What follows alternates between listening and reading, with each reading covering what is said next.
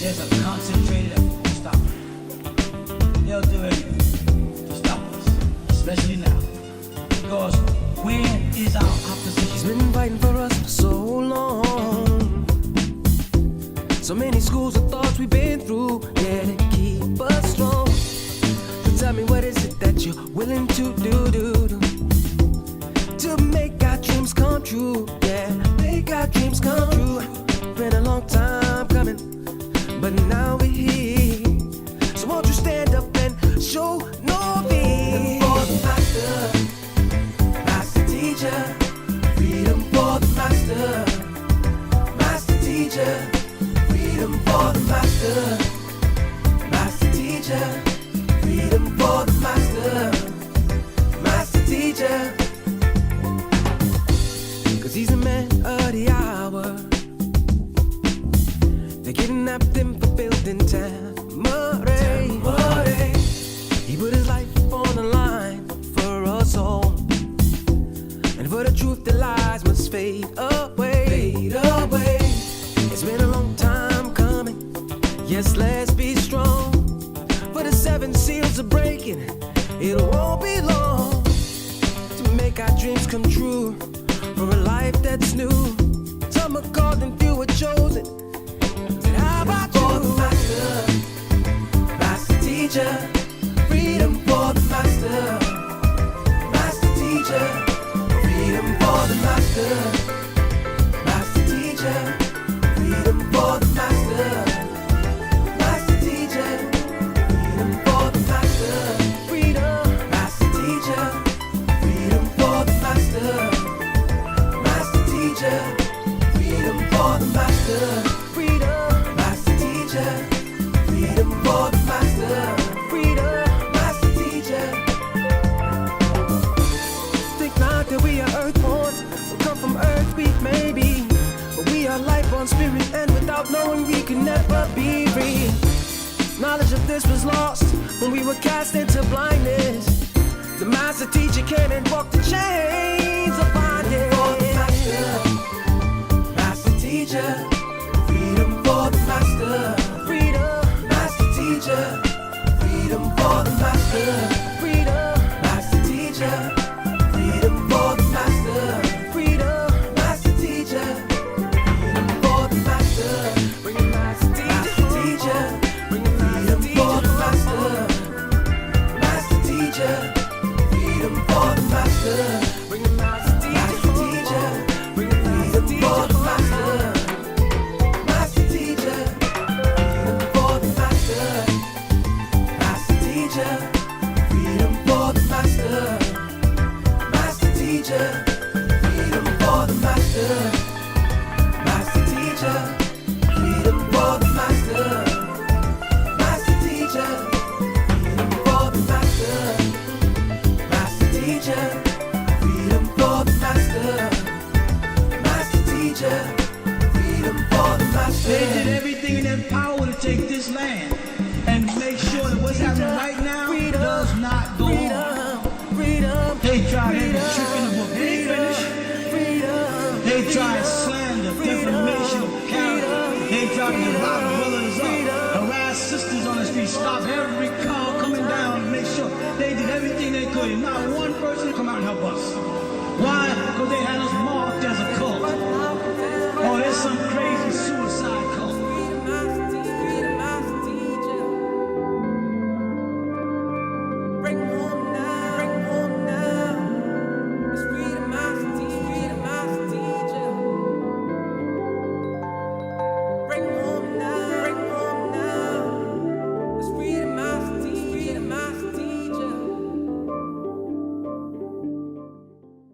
There's a concentrated effort to stop it. They'll do anything to stop us, especially now. Because where is our opposition? He's been fighting for us for so long. So many schools of thoughts we've been through, yeah, to keep us strong. So tell me, what is it that you're willing to do to make our dreams come true? Yeah, make our dreams come true. Been a long time coming, but now we're here. So won't you stand up and show no fear? For the master,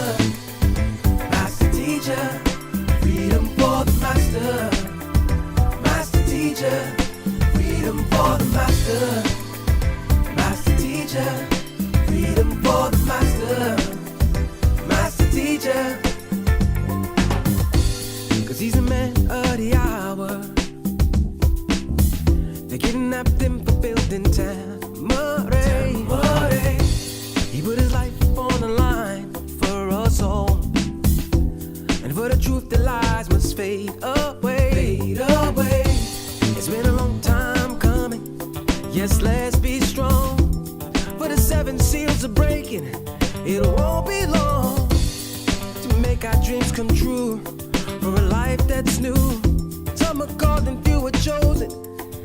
How about you? For the master, master teacher, freedom for the master, master teacher, freedom for the master, master teacher, freedom for the master, master teacher, freedom for the master, freedom, master teacher, freedom for the master, master teacher, freedom for the master.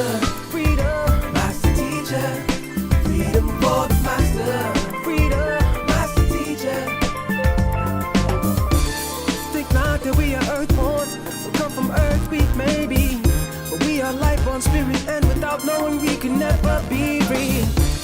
Knowledge of this was lost when we were cast into blindness.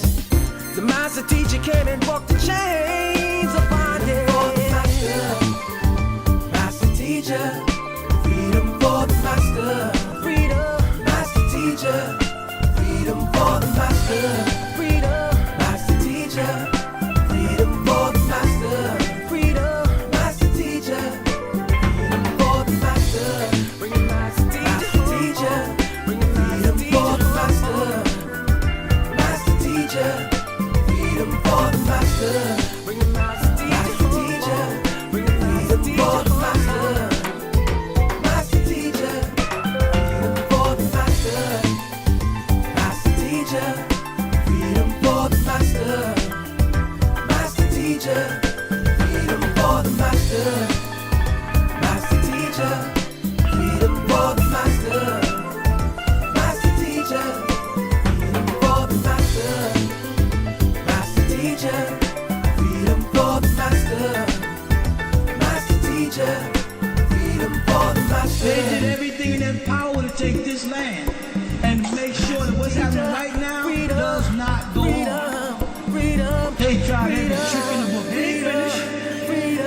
They tried slander, defamation of character. They tried to rob brothers up, harass sisters on the street, stop every car coming down to make sure they did everything they could. And not one person come out and help us. Why? Because they had us marked as a cult. Oh, there's some crazy suicide cult.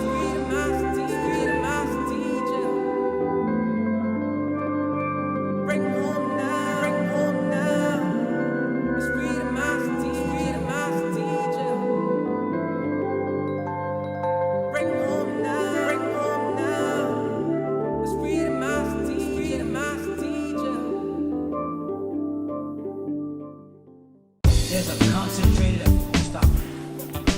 They'll do anything to stop us, especially now. Because where is our opposition? He's been fighting for us for so long. So many schools of thoughts we've been through, yeah, to keep us strong. So tell me, what is it that you're willing to do to make our dreams come true? Yeah, make our dreams come true. Been a long time coming, but now we're here. So won't you stand up and show no fear? For the master, master teacher, freedom for the master, master teacher, freedom for the master, master teacher, freedom for the master, master teacher. 'Cause he's the man of the hour. They kidnapped him for building Tamarae. He put his life on the line for us all, and for the truth the lies must fade away. Fade away. It's been a long time coming. Yes, let's be strong. For the 7 seals are breaking. It won't be long to make our dreams come true. For a life that's new. Some are called and few are chosen. Said, how about you? For the master, master teacher. Freedom for the master, master teacher. Freedom for the master, master teacher. Freedom for the master, master teacher. Freedom for the master, freedom, master teacher.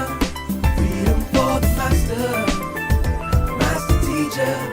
Freedom for the master, freedom, master teacher. Freedom for the master, freedom, master teacher. Think not that we are earthborn, we come from earth, we may be, but we are life on spirit, and without knowing we can never be free. Knowledge of this was lost when we were cast into blindness. The master teacher came and broke the chains of bondage. For the master, master teacher. There's a concentrated effort to stop it. They'll do anything to stop us, especially now. Because where is our opposition? He's been fighting for us for so long. So many schools of thoughts we've been through, yeah, to keep us strong. So tell me, what is it that you're willing to do to make our dreams come true? Yeah, make our dreams come true. Been a long time coming, but now we're here. So won't you stand up and show no fear? For the master, master teacher. Freedom for the master, master teacher. Freedom for the master, master teacher. Freedom for the master, master teacher. 'Cause he's a man of the hour. They kidnapped him for building Tamare.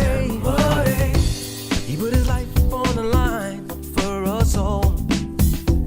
And for the truth, the lies must fade away. Fade away. It's been a long time coming.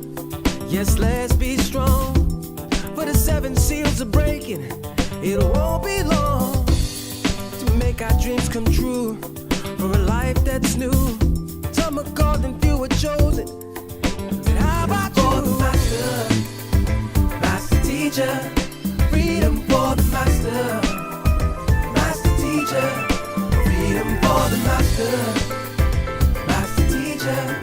Freedom for the master, master teacher. Freedom for the master, freedom, master teacher. Freedom for the master, master teacher. Freedom for the master, freedom, master teacher. Freedom for the master, freedom, master teacher. Think not that we are earthborn, we come from earth, we may be, but we are life on spirit, and without knowing we can never be free. Knowledge of this was lost when we were cast into blindness. The master teacher came and broke the chains of bondage. For the master, master teacher. Freedom for the master, freedom, master teacher. Freedom for the master, freedom, master teacher. Freedom for the master, freedom, master teacher. Freedom for the master, bring it master teacher. Bring it freedom for the master, master teacher. Freedom for the master, bring it master teacher. Bring it freedom for the master, master teacher. Freedom for the master, master teacher. Freedom for the master, master teacher. Freedom for the master, master teacher. Freedom for the master, master teacher. Freedom for the master, master teacher. Freedom for the master, master teacher. Freedom for the master. They did everything in their power to take this land and make sure that what's happening right now does not go on. They tried every trick in the book. They ain't finished. They tried slander, defamation of character. They tried to lock brothers up, harass sisters on the street, stop every car coming down, make sure they did everything they could couldn't. Not one person come out and help us. Why? Because they had us marked as a cult. Oh, there's some crazy suicide cult.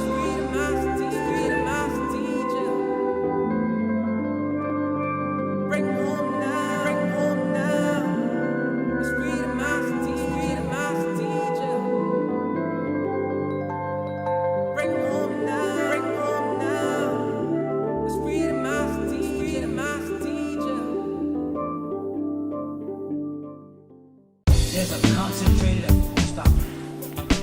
They'll do anything to stop us, especially now. Because where is our opposition? He's been fighting for us for so long. So many schools of thoughts we've been through, yeah, to keep us strong. So tell me, what is it that you're willing to do to make our dreams come true? Yeah, make our dreams come true. Been a long time coming, but now we're here. So won't you stand up and show no fear? For the master, master teacher.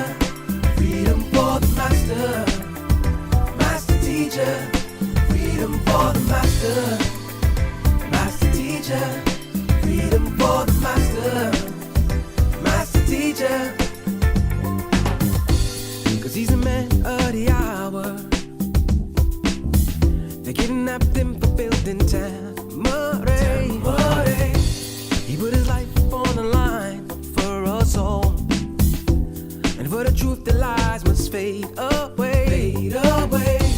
It's been a long time coming. Yes, let's be strong. For the 7 seals are breaking. It won't be long to make our dreams come true. For a life that's new. Some are called and few are chosen. How about for the master, master teacher? Freedom for the master, master teacher. Freedom for the master, master teacher. Freedom for the master, master teacher. Freedom for the master, freedom, master teacher. Freedom for the master, master teacher. Freedom for the master. Freedom for the master, freedom, master teacher. Think not that we are earthborn, we come from earth, we may be, but we are life on spirit, and without knowing we can never be free. Knowledge of this was lost when we were cast into blindness. The master teacher came and broke the chains of bondage. For the master, master teacher. Freedom for the master, freedom, master teacher. Freedom for the master, freedom, master teacher. Freedom for the master, freedom, master teacher. Freedom for the master, bring it master teacher. Bring it freedom for the master, master teacher. Freedom for the master, bring it master teacher. Bring it freedom for the master. Freedom for the master, master teacher. Freedom for the master, master teacher. Freedom for the master, master teacher. Freedom for the master, master teacher. Freedom for the master, master teacher. Freedom for the master. They did everything in their power to take this land and make sure that what's happening right now does not go on. They tried every trick in the book. They ain't finished. They tried slander, defamation of character. They tried to lock brothers up, harass sisters on the street, stop every car coming down, make sure they did everything they could. And not one person come out and help us. Why? Because they had us marked as a cult. Oh, there's some crazy suicide cult.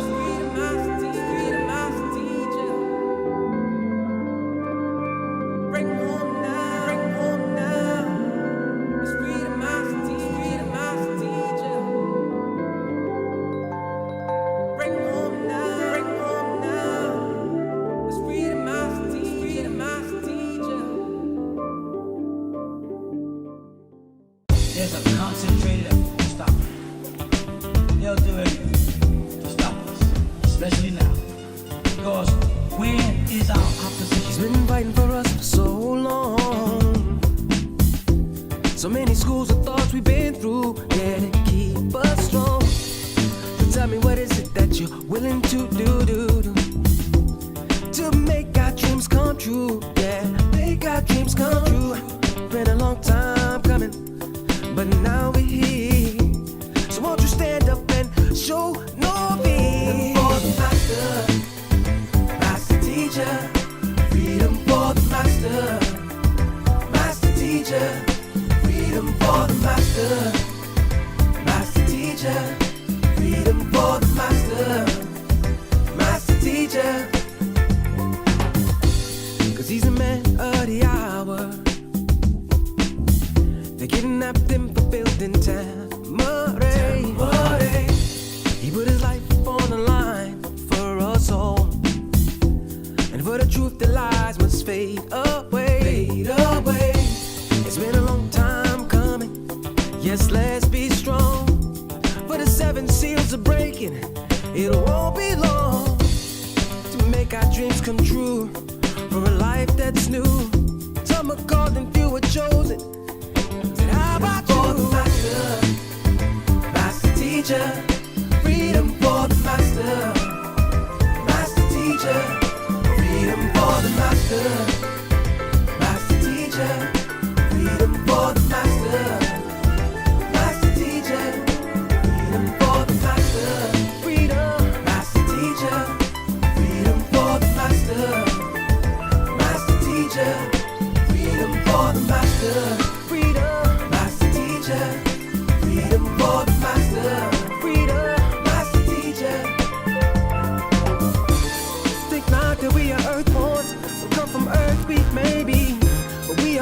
Spirit, and without knowing we could never be free.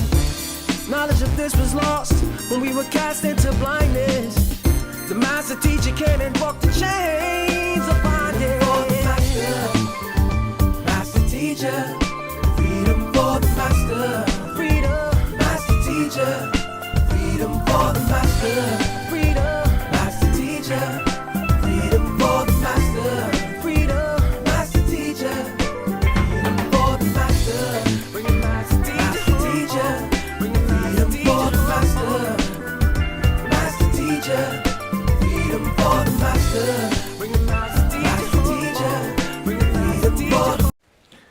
Rahubat, Moisar.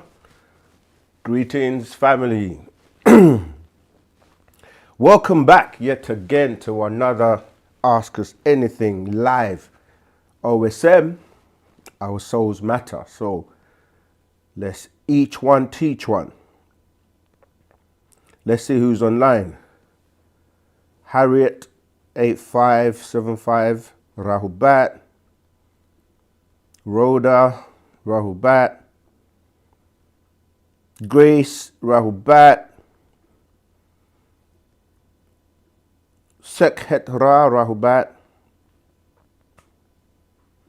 Let everyone know we're live. Share the links. Rahubat Facebook, Rahubat TikTok, Rahubat social media world, Rahubat everyone around the world joining us. Draco, Rahubat. Coco Brown in the house, Rahubat. As usual, pleasure to have you guys with us. As we take one step at a time to spread Wu-Sabat across the 24,000 mile circumference of the planet Earth and doing our job to uplift humanity. Last storyteller, Horus, Rahubat. Absolutely time to free the one and only master teacher, Dr. Malachi Z. York. Absolutely, that's what it's about. That's the theme today. Freedom, freedom, freedom. All right. Remember, you can call in live. If you'd like to ask your question live, you can call in on, use your WhatsApp number. You can call from anywhere around the world for free. And the number to call, if you're calling from outside the UK, is +44 753 996 3882. I repeat, +44 from outside the UK, 753 996 3882. Okay, so just call, ask your question, and try and keep your question as direct and simple as possible, and we'll get the answer to you. We'll do our best. I shook. That's Grace, Rahubat, Moisara, shook. Divine love to all. Yeah, my voice is a little bit rough because it's that season, you know. We've been fighting for weeks to keep the bugs away. But yeah, I got caught a little bit. But wasn't down for too long, so I'm back, and yeah, we're consistent, we're committed, and we'll make sure that we keep going. This is the last one for this year. Oh wow, we got a call already. Rahubat. Rahubat caller. Can you hear me? Rahubat. What's your name, where you calling from, and what's your question, please? Still connecting. If you can hear me, Rahubat caller. What's your name, where you calling from, and what's your question, please? Rahubat, you there, caller?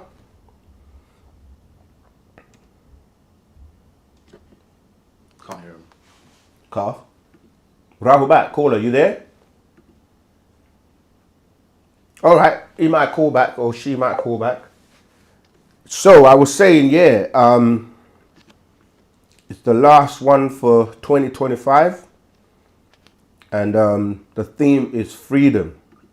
Because when you start to look at, you know, the fact that it's a marker, you know, we got our own calendar and stuff, but we're still here in the Gregorian calendar, dispersed in the West, and we have to do our best under the circumstances until we get, you know, back our own utopia.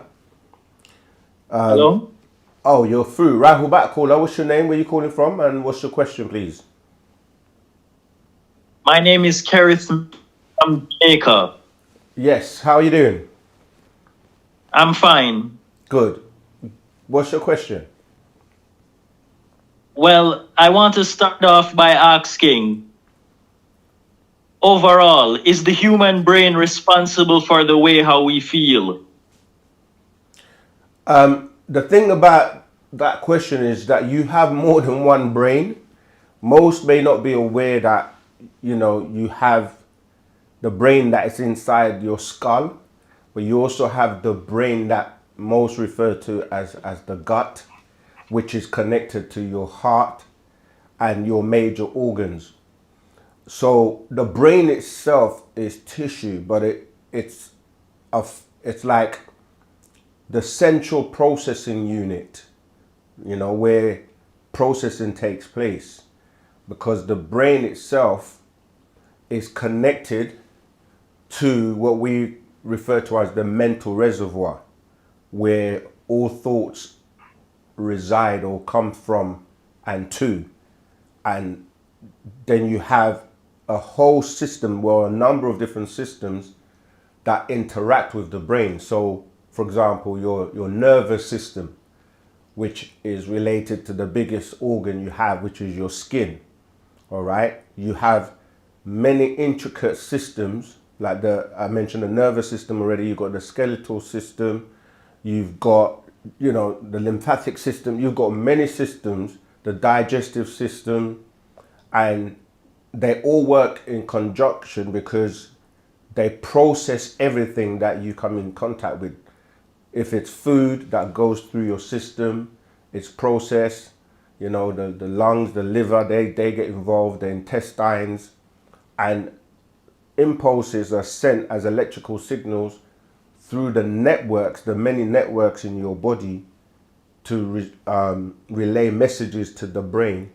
And then the brain, where it's then where you have like your networks of your what we call your neurons, There's a neural network where messages are sent and processed, and that interacts with the mind, the mental, right? So really it's the mental, not your brain, that you would, in terms of what you're saying, would utilize to make decisions. And your life can be defined as a collection of your entire decisions that you've ever made from, birth to now. And that's why decision making ties to what we call your will, or what people say your will, where you decide either to do something or not to do it. And the decisions and the outcomes from your decisions then relate to your actions. And the multiple actions you've taken over your life will determine where you are today. You see, and unfortunately, many people have been, for lack of a better word, been misled, misinformed, so that they don't realize they're not actually in control of the decisions they're making, because you're being influenced by others to make decisions that are not probably for your best interest until you come across.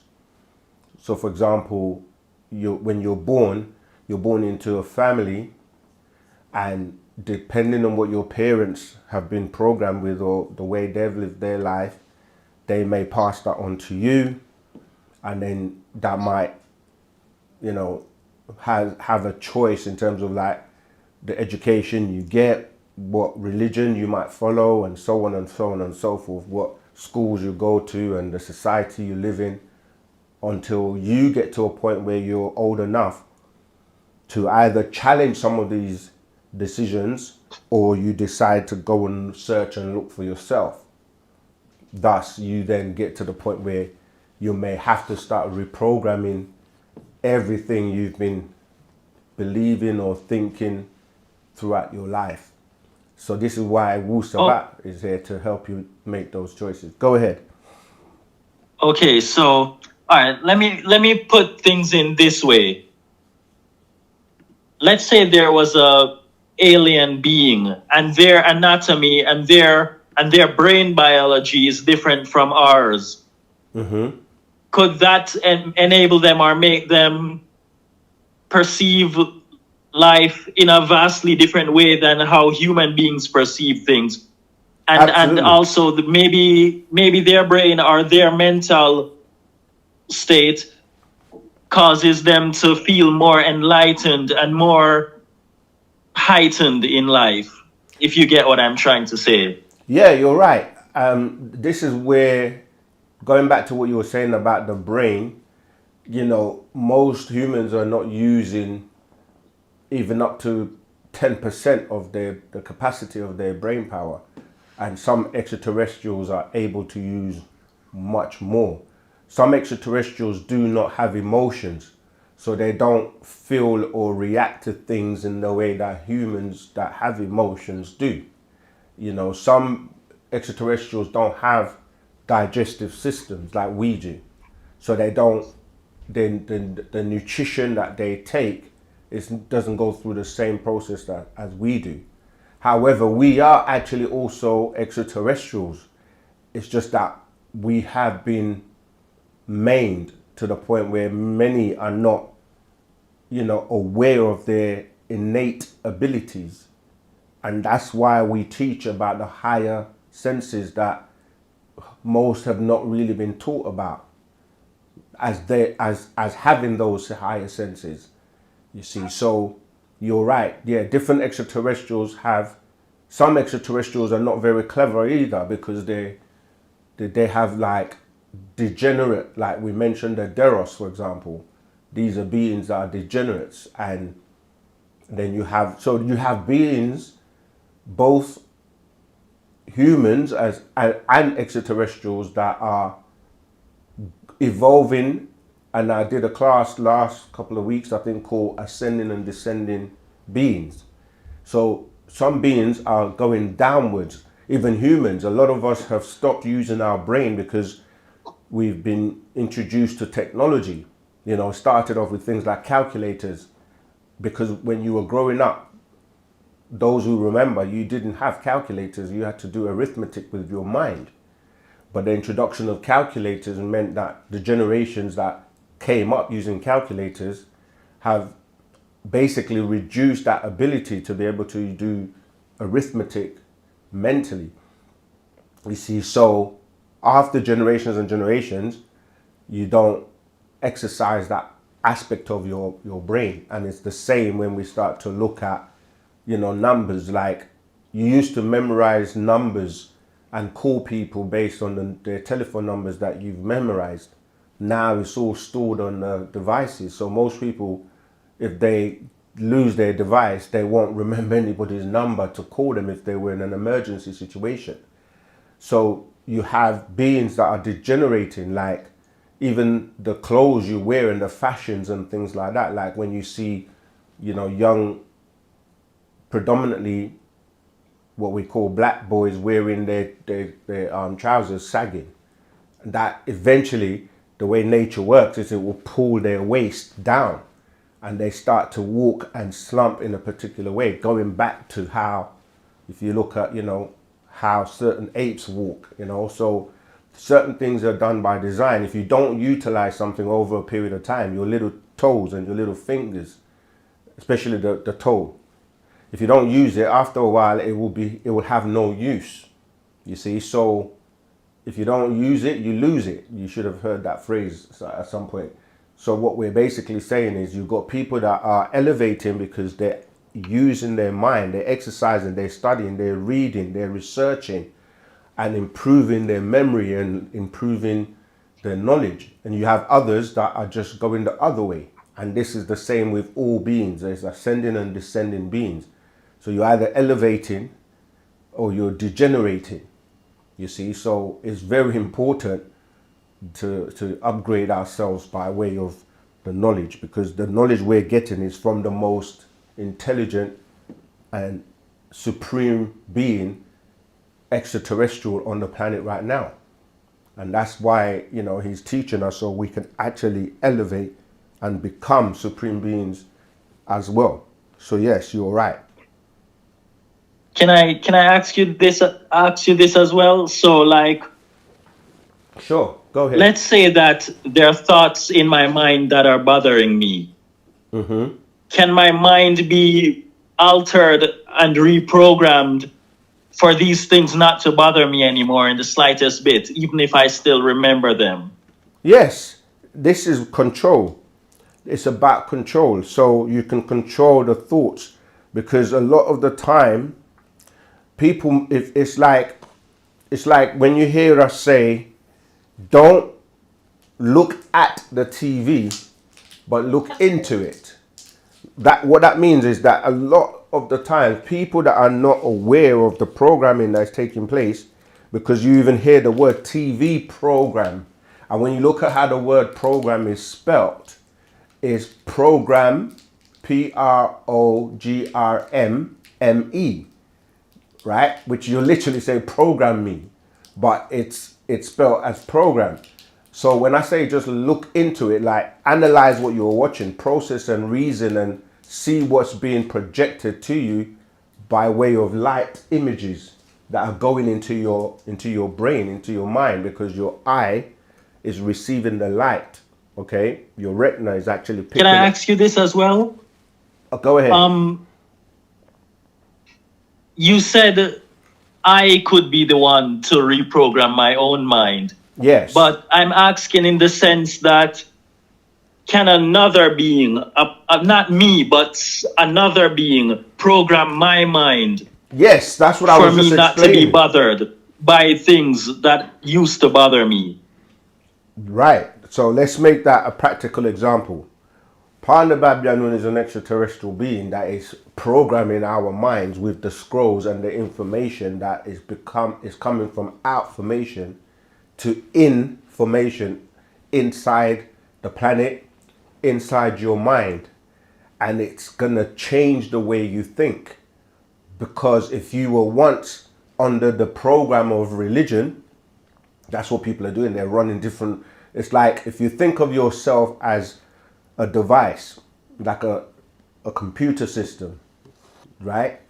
You would be like the hardware, but you also need the software, which is what makes the device functional and able to carry out many human activities, right? So people are running different programs, like they're running the Christian program, the religion Christian program, they're running the Hebrew program, or the different denominations of religions, they're running the Hebrew Israelite program. And it's a program that, Yes, but let me what finish. about this? Like, Let me finish, please. So I'm saying, when you start to read the scrolls, it puts things in its proper place by way of facts and not based on belief.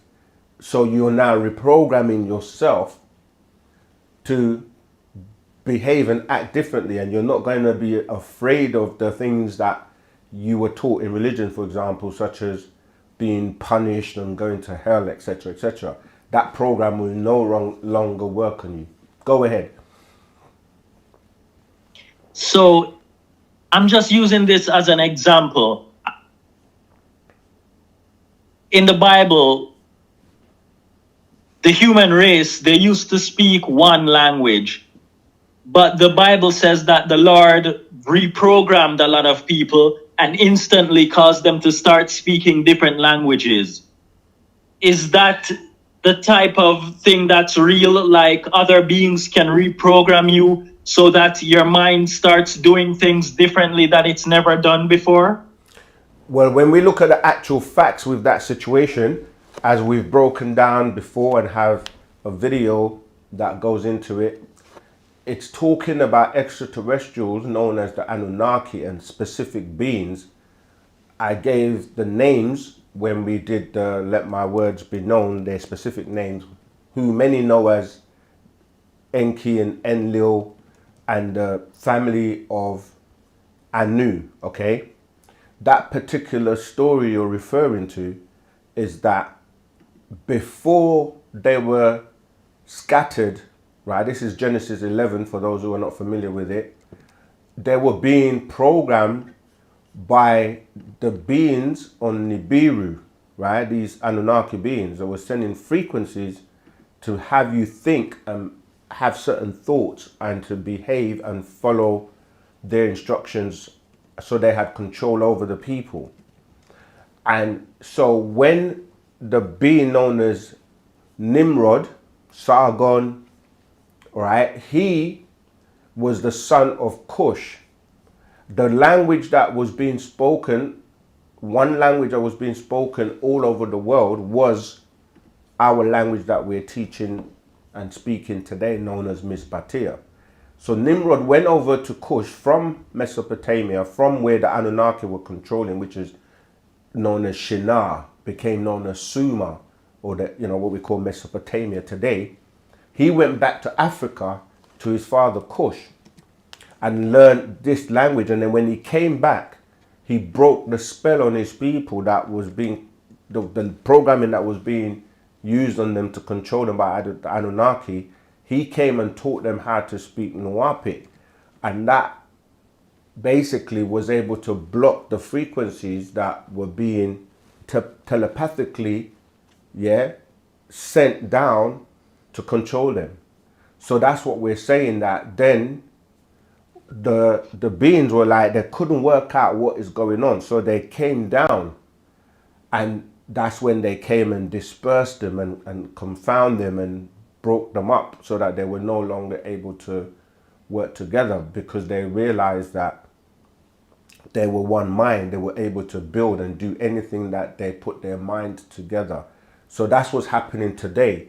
Most people have been misprogrammed with different dialects and translations, or shall I say mistranslations, from those same ancient cuneiform tablets that became watered down different versions of religions throughout the different, what they call Semitic languages, to the Latin, to the Greek, to the what you're calling English today, to the point where people are confused when they're studying or trying to read these books, and these books of confusion babble Babel. That's what it was called. The area they were in was known as Babylon, Babel. And today you have New Babylon, which is where we call Amorites, or the new Adamites today, you see. So in order for you to break that spell of religion, you have to go back to the original language, and the way you do it is trace it backwards. So when you're reading an English translation of how many different versions, right? Most people are using a King James version today of 1611 AD, but there were many, many versions before that. And even though they're reading it in English, they're not able to see the mistakes unless you go back to the Greek, if you're looking at the New Testament, or go back to the Hebrew, or go back to the Arabic, or go back to the languages before that lead you back to these cuneiform tablets that go all the way back to the original language, Misbatia, or what we know as Napata, Nuwapic, was spoken around the area of Meroe. Yeah, so that's what we're doing. We're breaking the spell and getting you off that telepathic influence, or the thoughts that you're having based on the books that you've been programmed with, you see. So that's the same thing happening today. And if you put the story into actual facts, it becomes very clear. Do you follow? Yes. Okay, Wawe. Can I ask one last question? Sure.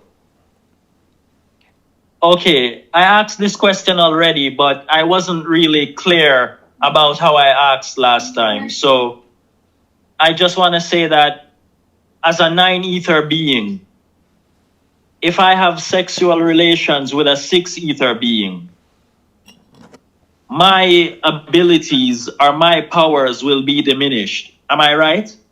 Yes. Can you explain this process? What causes it? Okay. Because you are higher and they're lower, they're going to draw from you.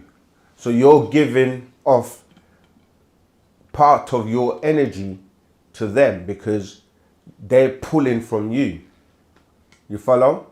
So Yes. so basically one of your, what we would refer to as energy centers or chakras, you share with them, and they will basically be able to rise up. I mean, it's simple to look at it like this. If you have two containers, like a cup, right? Two cups, and yours is fuller and theirs is lower, so you can empty some of yours into theirs, but they can't empty any into you because yours is already full. You can't, there's no more room to put anything in. But if they're lower, they're missing 3, right? So they're on 6, you're on 9, so they're missing 3. If 9 is the highest number, because you go from, as you know, we say from 1 to 9. 9 is the highest. So if your 9 is full, 6 has still got room to grow, which would be 7, 8, 9. So if they borrow from you, they can move up 1. Let's say they took 1 from you, they will become 7 as opposed to 6. And you will become 8 because you've now given one of yours over to them. I'm just trying to make it in a way that is very simple to understand or comprehend. Yes. All right. So over time, can I get back one of my energies that I give to them? Yes, if you again, a lack of a better word, if you detach from them and then go to a being that is going to give or share more with you, then yes, you will. But it depends. When we're saying it in a very simplistic manner, but there are things that can affect you. Let's say you have to look at things, say, genetically. You have to look at things from, many aspects. So sometimes, damage can be done that is irreparable. So it all depends on what we're talking about. But in terms of when we're looking at just like energies, exchange of, fluids and stuff like that. There are different impacts that will come from whatever that union brings. But at the same time, if you're talking about it from a, say, a partnership relationship aspect, you have to, you choose who you would like to be with, and the consequences of that decision is going to be down to you.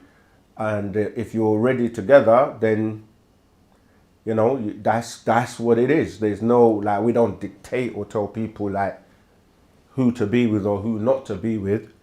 We just know by way of actual facts and by way of genetics and by way of the science of things, what is best for you as a 9 ether being. Yes. All right. Okay, thank you. Most welcome. Okay, as I was saying, you can call in like the brother just did and ask your questions live. The theme is freedom, freedom, freedom.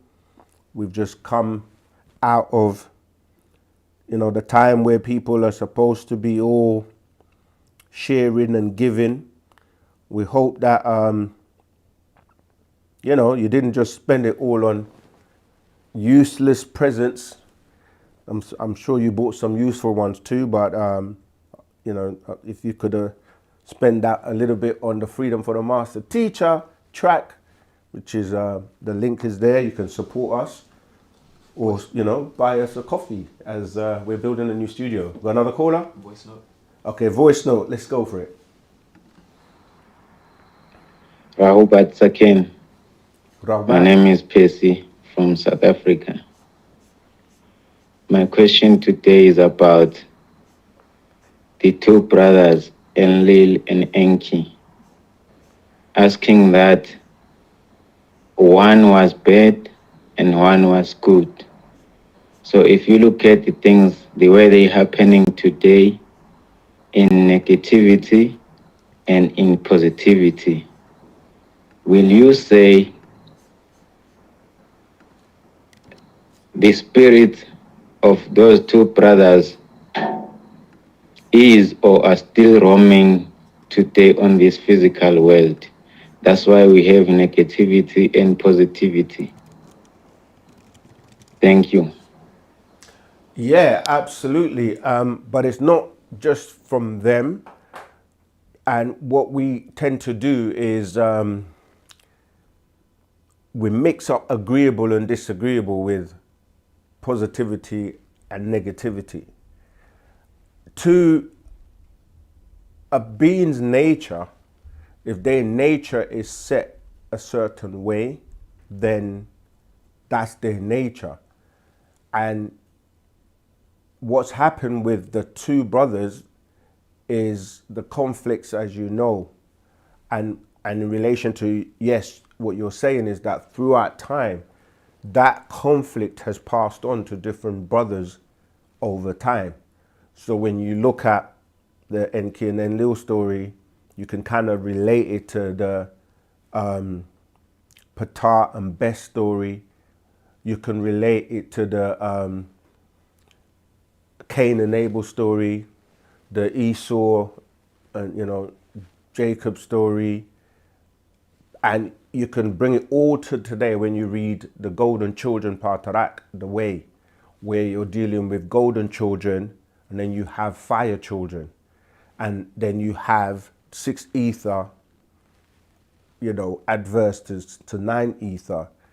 And because we're living in a 3-dimensional world which deals with polarity, you're looking at the fact that got destabilized.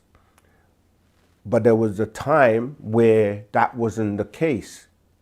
This is why when you look at when we started in a new cycle, because we are now in what we're calling a project 24, right? So you have our planet Earth at a point was grown or started again, and it was designed to grow 24 points. So when you're counting from the sun, you'll have, we are the third planet, so we're known as sector 3. And if you count from the other side, away from the sun, we're number 6. So we're referred to as zone 6. But the planet itself grew out to 24 points, and we're referred to as Project 24. This is why the number 24 is so significant, because people will often ask us, why do we say that you start off with 24 to 24,000 chances of your reincarnation to perfect yourself? Well, the reason that 24 is the beginning of that cycle. So it's like saying 24 hours in one day, you see. So that first day of that new 24,000 year cycle, because prior to that, the planet circumference was not 24,000, it was actually 48,000. So from that point, everything was based around that 24. So each cycle of 24,000 years, it renews, and then it starts again and again and again, which is why we have, like I said, 24 hours in the day. The circumference of the planet is 24,000 miles. The human genome has been deciphered to be 24,000 genomes. The amount of cells you have are 24 trillion. Everything revolves around 24, yeah, because this was a new beginning or new cycle. Excuse me. So initially you had the planet Earth, where it was just a green zone, meaning it was just positive, right? But then you had beings that came, and they weren't supposed to come here, but they came by, you know, like how today, like people are running from war zones, or, you know, they're refugees, and they say immigrants are coming in. They're finding ways to come in. It was the same. They came in and they were quarantined into what we call a red zone, known as Zupu, whilst the green zone was referred to as Nupu. But over time, the beings that were in the red zone, they escaped and raped and basically mixed with the beings in the green zone.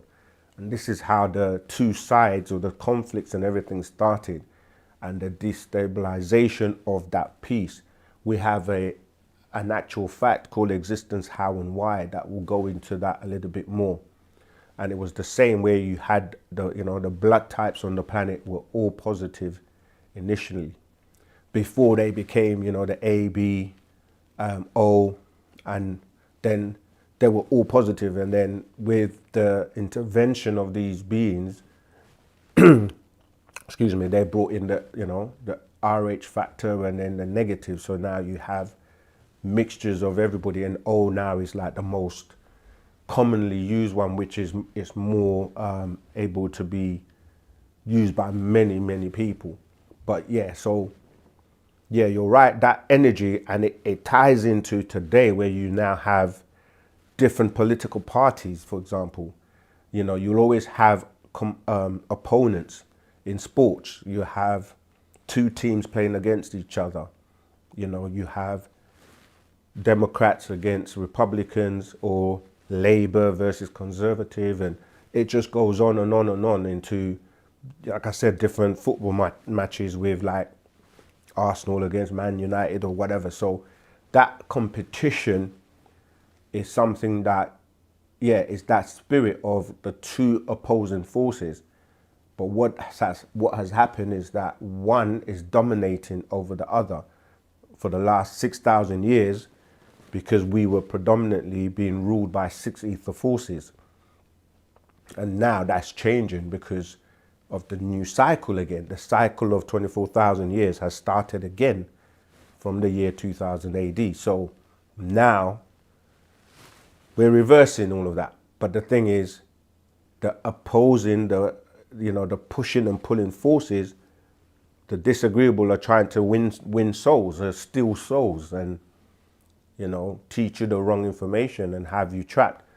This is kind of where I was going when I was saying about the freedom. The freedom theme is that we've been fighting for the master's freedom for over 20 years. But prior to that 20 years, you're going back to the last 400 years where it was intensified.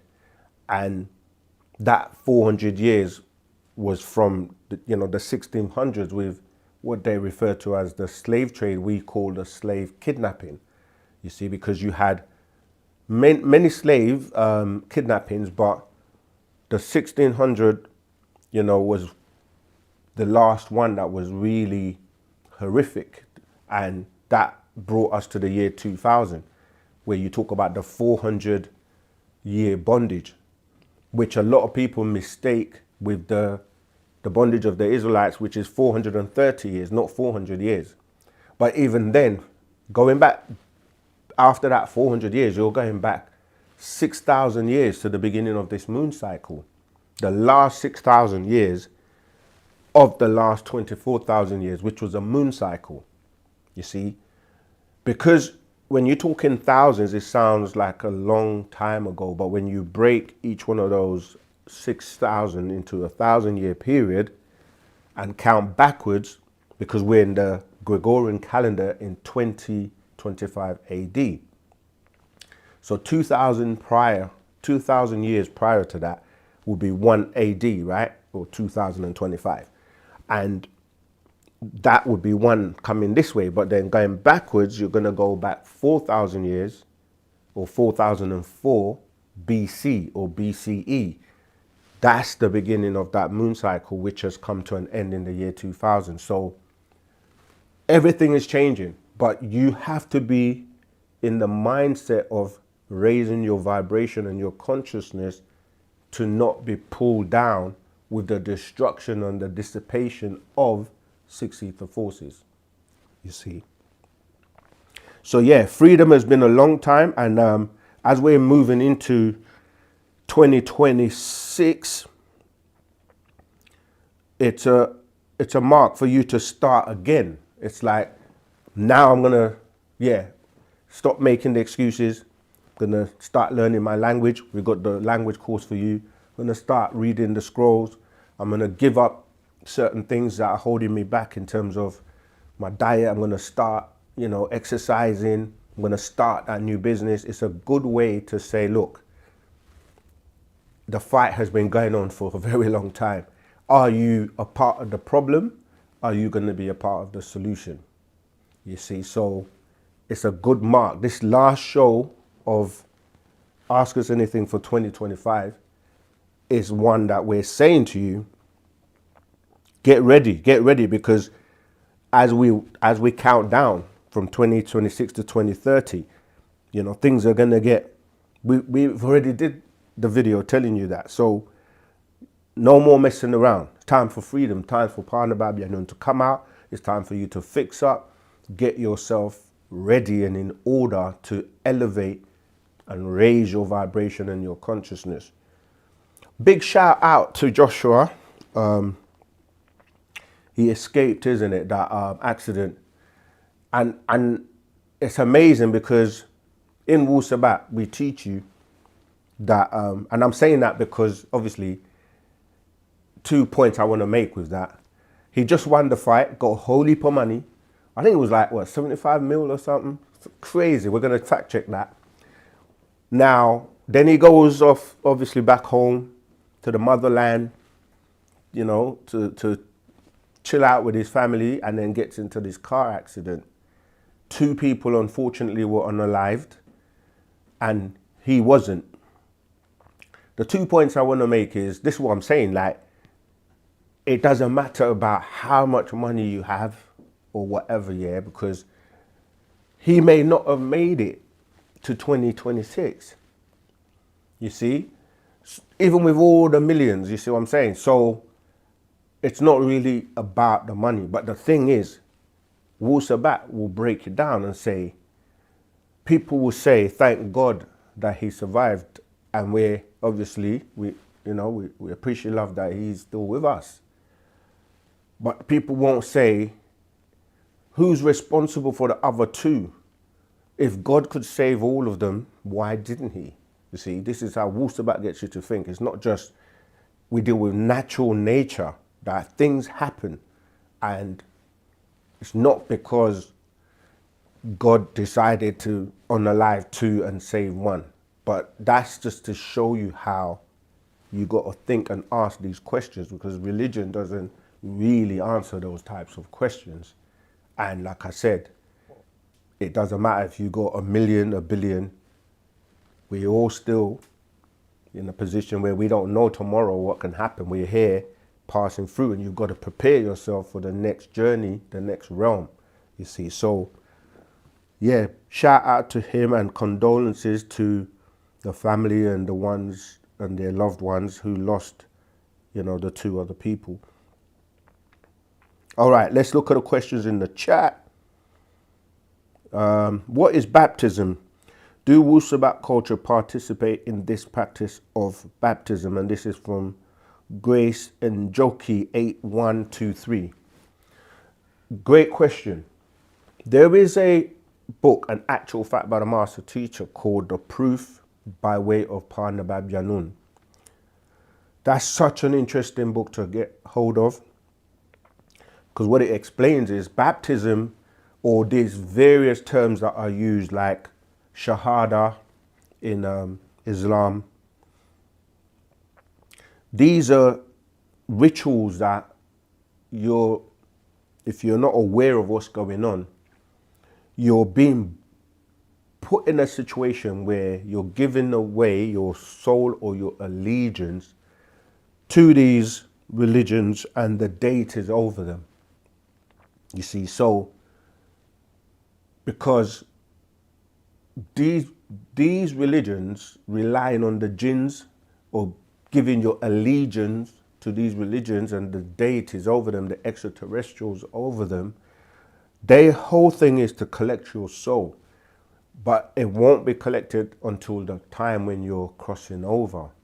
So they basically go through this ritual of dipping you in water, or getting you to change and say, utter words and literally say, I'm giving myself over to these beings.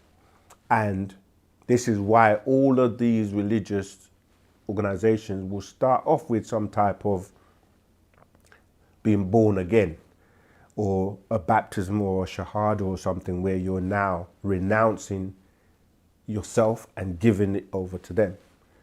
I know the next question is going to be, I did it, I didn't know, what can happen now? Yep, that's why Wu-Sabat is here, to wake you up so you can break that bond and untangle yourself and start to live and have control over your own soul, start to reprogram yourself. Okay, so Wu-Sabat doesn't participate in that practice that you're calling baptism in that way, but you do get a rebirth, which is, renouncing those rituals and starting to walk in the way of Wu-Sabat and live in the culture. Okay, Grace again, kindly, I would like to understand this once and for all. Is Anu same with the Anunnaki? Again, is Anunnaki disagreeable beings or agreeable beings? Yeah, when you say is Anu same with the Anunnaki, the word comes from his name, because, excuse me, for those just joining, I was just saying that I've got a little bit of a sore throat. So I'm trying my best to speak clearly and project, but I am a little bit bunged up. But yes, so the word Anu, Naki, is a title and a description of an incident that took place with the being that was in the seat or the position known as Anu, the Most High. Na is referring to the number 50, and Ki is the name of the planet Earth. At one point, it was called Ki. It's known by many names: Ad, Terra, Tatmare. It was known by many names, but at that point, Ki. So when you're saying Anu Na Ki, you're literally describing what took place when Anu, the most high deity of the Sumerians or the Anunnaki, sent beings to the planet in a craft carrying 50 passengers. And when you say agreeable, disagreeable, they're disagreeable and agreeable. They're actually different species of Anunnaki. All right? So as we say, his two sons were Enki and Enlil. One would be seen, and when you say agreeable and disagreeable, it also depends on who is saying something is agreeable and disagreeable. Because what people tend to say good or bad, but good and bad is subjective. So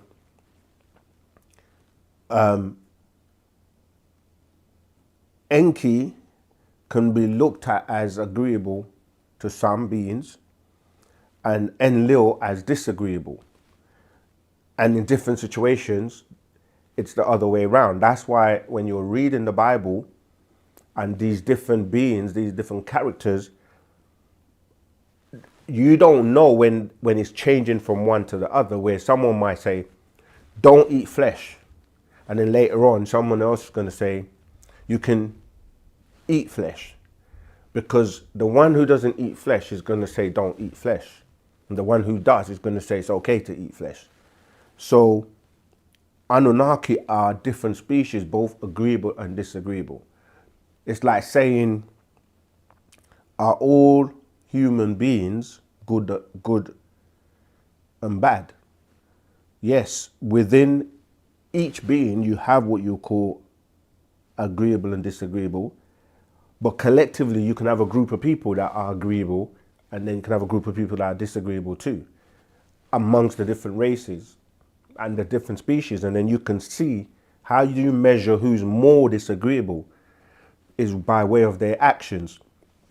So yeah, the different species of Anunnaki, you have like the Anakim, you have the Anunnaki, you have the Ushamgal, you have different species of Anunnaki. So depending on the situation and what was going on,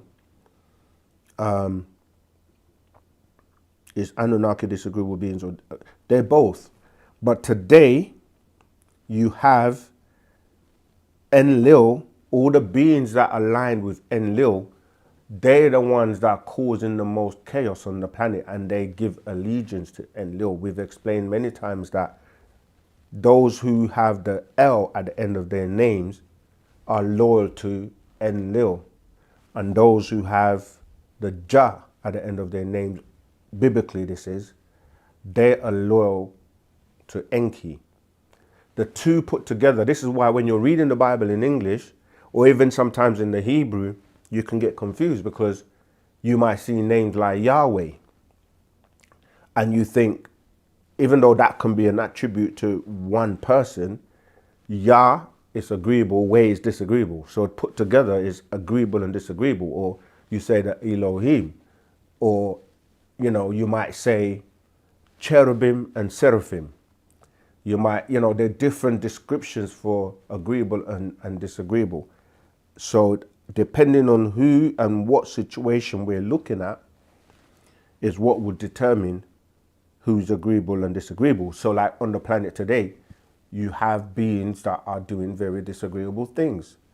When we say disagreeable things, we're talking about wars, we're talking about a lot of the chaos, the disagreeable things on the planet that nobody really wants. Poisoning the waters, we can go on and on, killing the animals, bloodshed. Who's doing that, you see? So yeah, I hope that's helped you, Grace. kindly, I would like to overstand this once and for all. Is Anu same with the Anunnaki? Yes. Again, is Anunnaki disagreeable beings or agreeable beings? They're both. Okay. All right, let's keep going. Yeah, I was saying, did you get us our presents? Did you buy us a couple?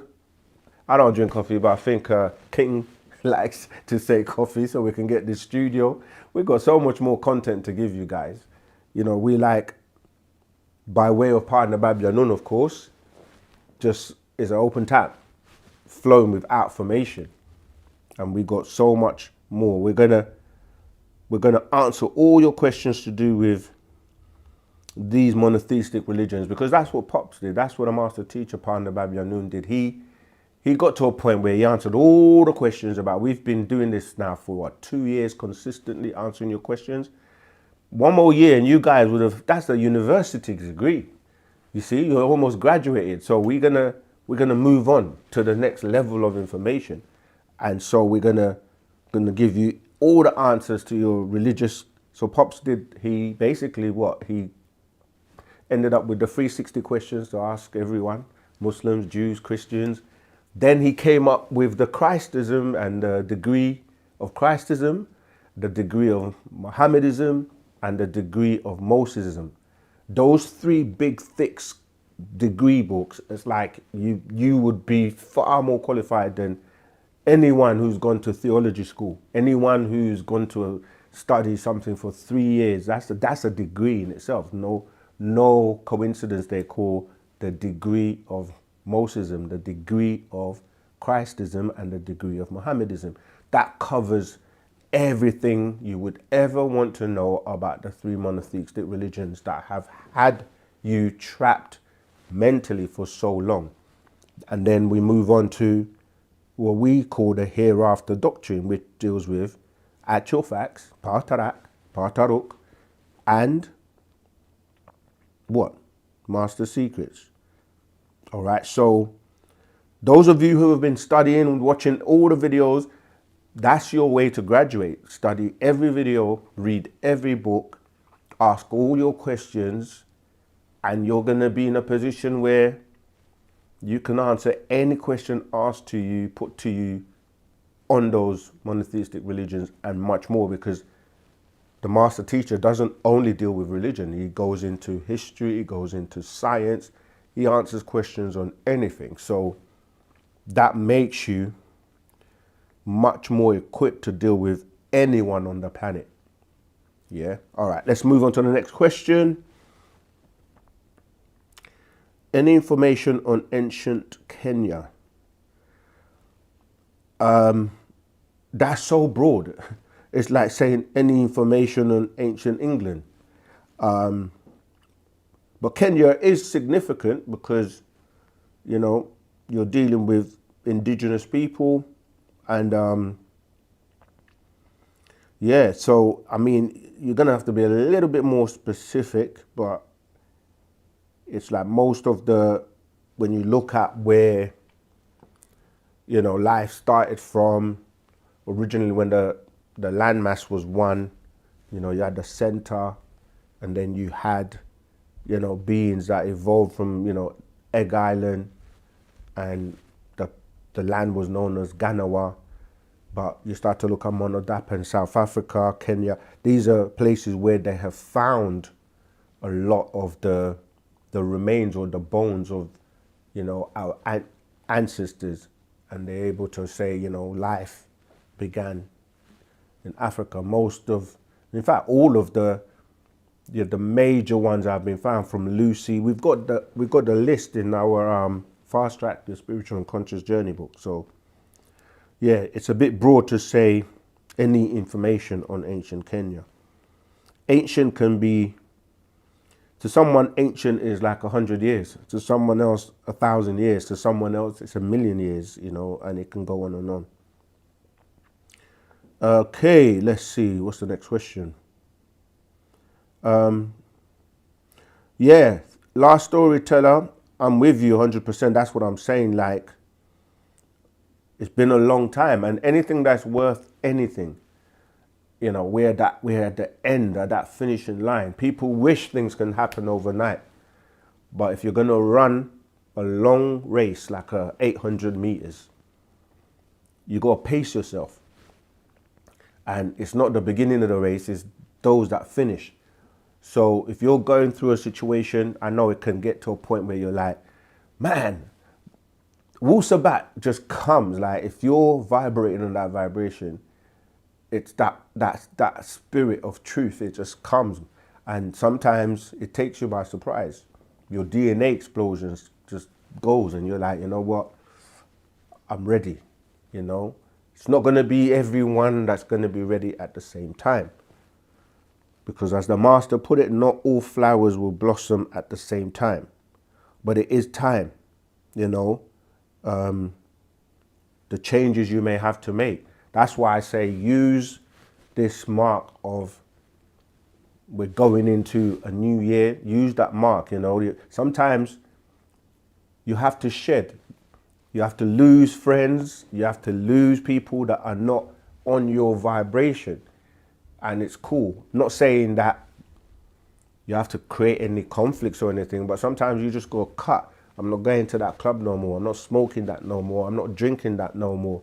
I'm not going to be in that relationship no more. I'm going to make a change. So you have to shed. You have to shed to, you know, like a phoenix. You have to evolve. You know, like a snake, it sheds its skin. You have to evolve. If you don't want to be stuck in the loop doing the same things you've been doing for so long, this is why people have New Year's resolutions, because they're like, you know what? I need to make that change. You know, I need to come over to OSM Vision, subscribe, start studying, start reading the scrolls. I need to go to the classes. I need to go and be a part of the community. I need to go to the bookstores. The spirit of truth has got me, you know, and there's nothing more worthwhile living than truth, you know, and sometimes it can be bitter because you have to change a lot of the old ways. Okay, let's move on to the next question.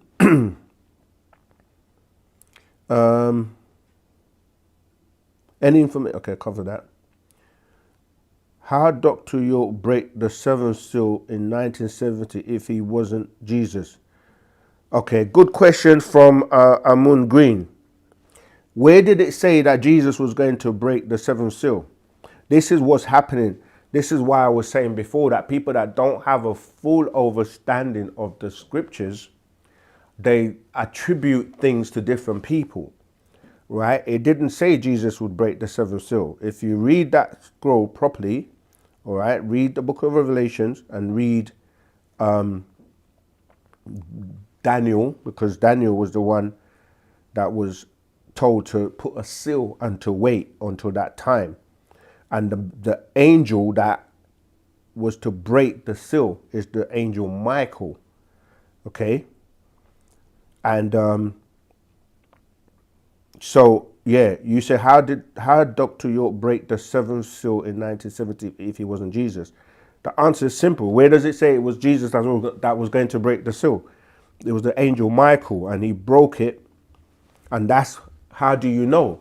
Because what was going to happen when the seventh seal was broken? All truth will be revealed and poured to the world, and all the pamphlets of peace and the scrolls will start to be released. All the information about everything that was hidden in the past is now being revealed. And Dr. York started to do that from 1970. And that's why he's able to answer all the questions, because he's not only in the book of Revelations, but he's also, you know, mentioned in the Old Testament in the books of Malachi, because he wrote that book as the being Malachi, Melchizedek, right? Known in different cultures by many names, Marduk, you see. So, yeah, so in chapter 4, verse 2 of the books of Malachi, it tells you that he will bring righteousness with healing in his wings. And you read the books of Revelation, it talks about Michael. You know, it was Jesus' book, was sent by John, and it was signified it, Yohanan, okay? And it says my angel. The word my angel is Malachi. That's what it translates as. Malachi is the same word as Michael, Mikael in Arabic. So that's who was supposed to break the seventh seal and has done so since 1970, because the 70 was to give you 1 hour, which is also referenced as, you know, the hour, right? The first half hour being from 1970, symbolically, obviously, from 1970 to the year 2000. And the second half hour is where we're in now, where we're going from the year 2000 to 2030, which gives you the full hour. No one else has come or is doing that work on the planet right now. All right, so do some more research, some more reading. You'll find out what I'm telling you is actual facts. Help us. If you haven't pressed the like button, please do so. All these little things we ask of you do help us with the algorithm. So remember to like, share, subscribe, and most of all, hit that notification bell so that we can keep you posted with the latest content. All right, let's keep going. Next question. Virgin Islands in the house, Rahubat. Rahubat Moisiar, much ashuk and peace and unity. Free Dr. Malachi Z.K. York, watching from Florida. 1000%. Simon Stern 2658, Rahubat Saken and all OSM Vision family, Rahubat. Free Dr. Malachi Z. York. That's right. Let's keep ringing that tone continuously. Okay, Amun Green again, 6399. Where does it say the 19th elder opened the seventh seal? Right. Again, you have to know who the 19th elder is, yeah? And that 19th elder, because you're dealing with 19 out of 24. At the beginning, I was mentioning about the 24,000 mile circumference of the planet. And there were many people that came in terms of, you know, talking about what was going to take place. And if you don't study all the scriptures, like for example, Christians will just study the Bible and just stay in that Christian world. But in order to put all the pieces together, you've got to study the youngest first. So that's Islam, right? In terms of it's only 1400 years old. And when you read the Quran, it explains to you, and if you study the Quran, you will know about the seal over the Quran is the number 19. And the only person that was going to be able to come and break that is the 19th elder. So each of the elders is representing one of those 1,000 years of the Bible, the Quran, and the Honorable Elijah Muhammad, who prophesies of the master teacher coming as well, talking about the book of the Lamb. Like the Quran was to travel 24,000 miles around the circumference of the planet, would then complete. And once that's done, that's why the Honorable Elijah Muhammad said, after him, only God himself would come. You see, and he was saying, look out for the person that's going to bring this. He referred to it as New Arabic. But listen, New Arabic, Nuwapic. No, and that person was going to bring a new scripture called, and it's going to have this lamb. It's called the Book of Lamb. No one else after the Honorable Elijah Muhammad has come and presented the Book of Lamb other than Dr. Malachi Z.K. York. You open the book, each chapter starts off low. Yeah, when you look at the low, that's the lamb in Arabic. Yeah. So, and he even has, in fact, let me show you. I just had some, okay, here we go. If you can see that properly, yeah. You see what he's holding in his hand? That's the lamb, that's the representation. When you take that and turn it upside down like that, you see the lamb. And so it's easy for people to say the person is not that person. But then when we ask them to present who he is, and you can't, just like when the master came on the scene, as I said, after the seventh seal was broken, all the information you would ever want to know about was being revealed. So, for example, the Suhuf. And I'm saying this to tie you back, as I said, when you walk backwards from the Quran, then you go to the New Testament, then you go to the Old Testament, then you walk back to the cuneiform tablets, back to the ancient Egyptian or pre-dynastic Egypt, you start to tie everything in. So each elder would come at a specific time. Some of the elders used him as a vessel, as an avatar, or an ilamutajasid, which means an avatar, right? So when you read all the books, you put the pieces together to build the picture of knowing who is who on the planet and when certain things are going to take place.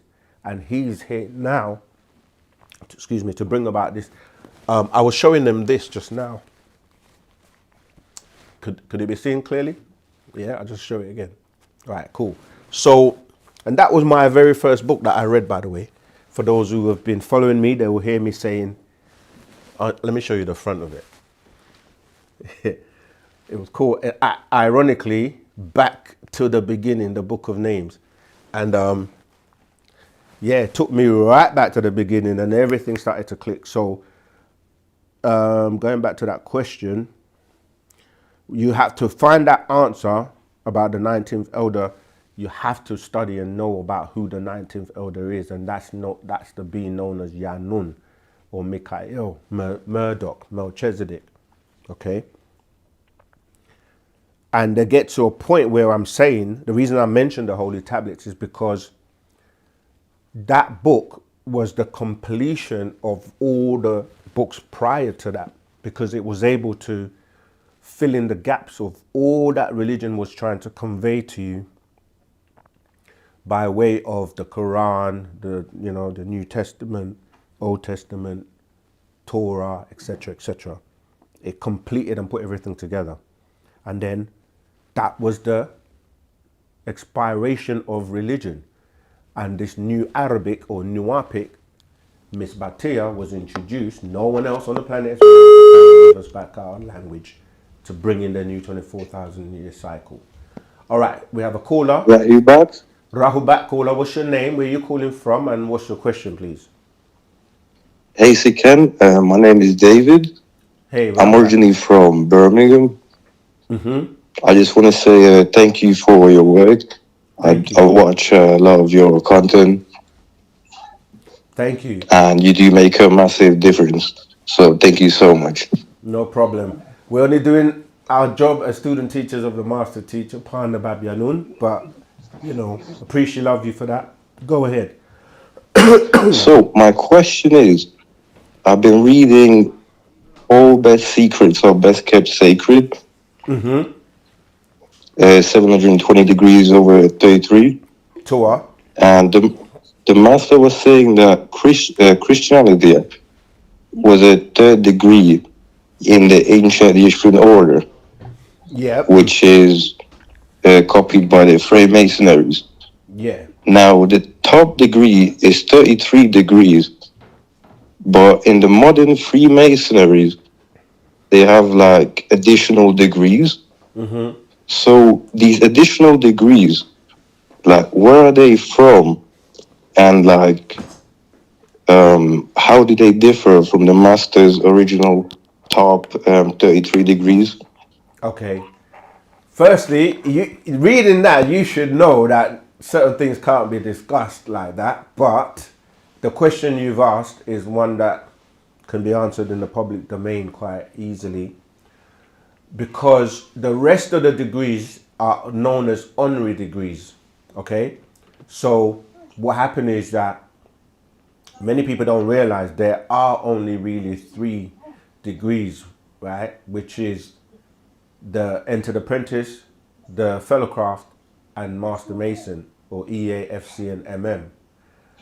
Now, those 3 were what were conveyed to the Europeans And when they went back, they started to add, and as they do, distort and add things and put their culture and certain things into it, and then started to come up with what the rest of them, which they call honorary degrees. So when you get to, without going into too much detail, when you get to you go in one direction, Scottish Rite or the York Rites, right? And then you start to see that, yeah, they've just added and made up and exaggerated the 3 to 33.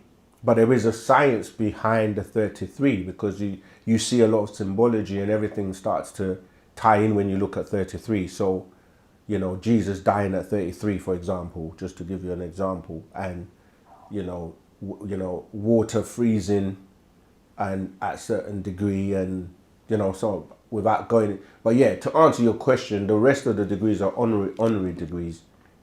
So they just added on top, because really we explain all the time that the number 9 is the highest number.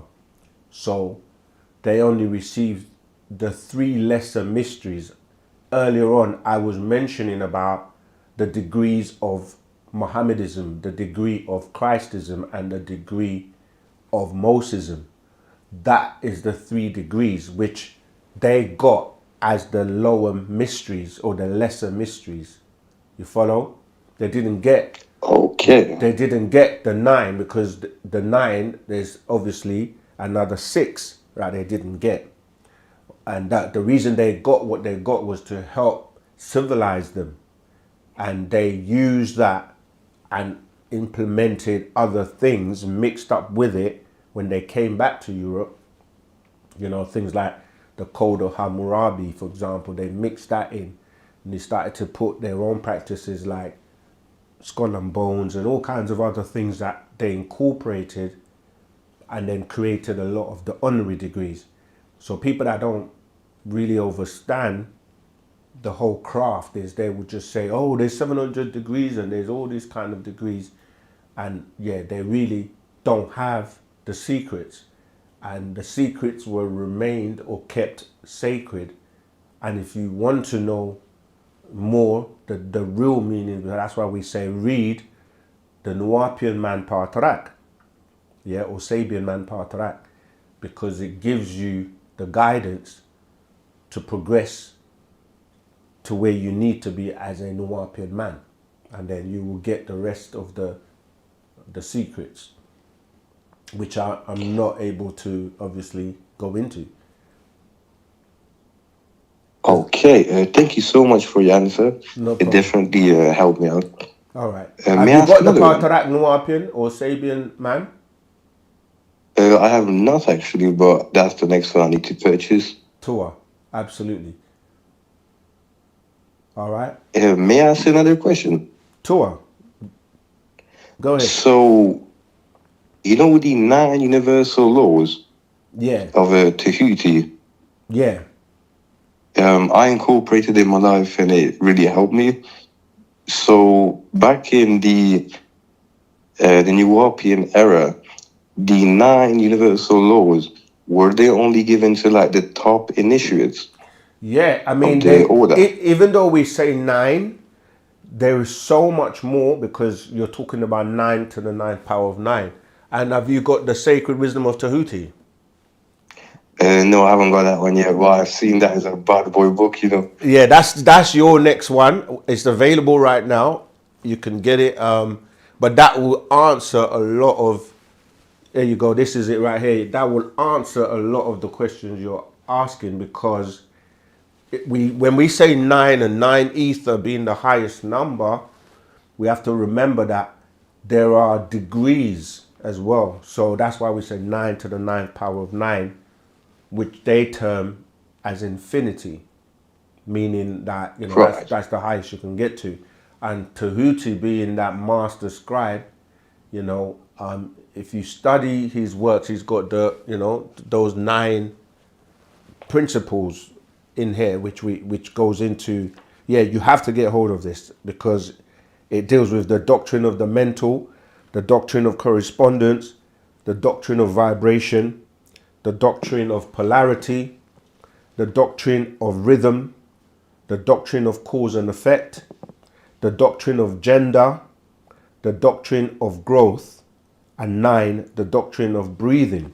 So yeah, this is going to take you even higher in terms of your consciousness and putting the pieces together to become that supreme being that the master is here to raise you to be, for those who want to aspire to that.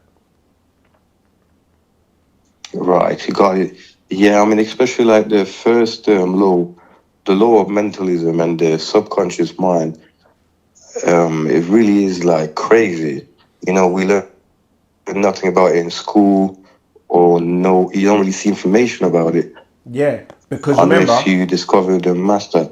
this is what I'm saying, that the people that have chosen to keep sacred information or certain information from the masses, they turn those into liberal sciences, but then they only teach you how to become literally a slave and to work for them. So this is why, they create this hierarchy of the elite in their world who run the world, from what they refer to as principalities in higher places.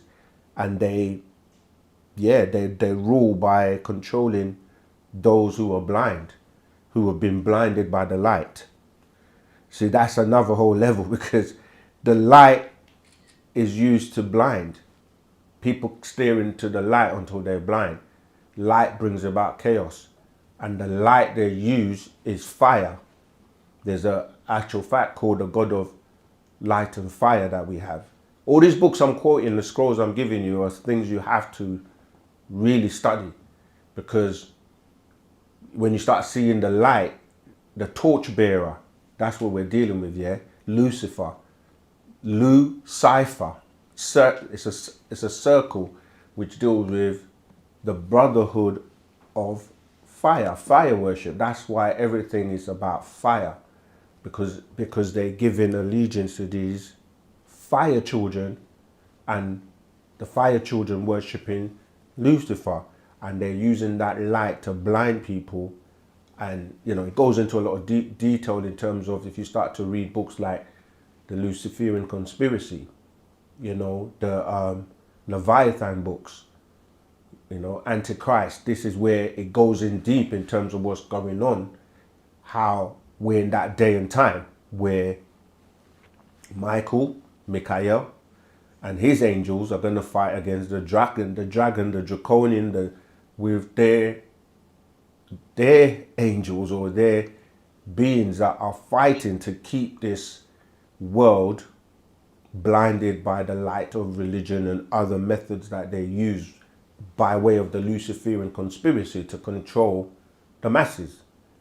And you've got to wake up from that, and that sleep, that amnesia, that spell, and so that you can actually have your eyes open. That's why the whole thing in the garden was about the knowledge, the tree of knowledge.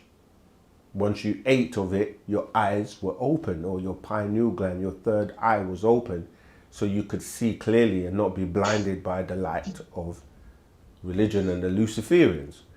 And that's what Wu-Sabat is here to do, to help you wake up, because we're in that day and time for the new cycle of 24,000 years. But so many have been under the spell, to the point where when truth comes, they literally fight to stay in ignorance and to stay under the spell. But if you're about 9 ether and about, breaking the spell, then that's what you need to do. Wu-Sabat is that next level. Gives you everything you need. To what? Okay, thank you, sir. You have covered quite a lot there, as always. Yeah, we covered a lot. There's so much. All right, let me answer. We got so many questions to get through, but you're happy with that? I have like one last one if you have time. Okay, go on. This is definitely the last one. Okay, so this might be like a future video suggestion. Okay. So I was looking at the master's past like videos on YouTube, Yeah.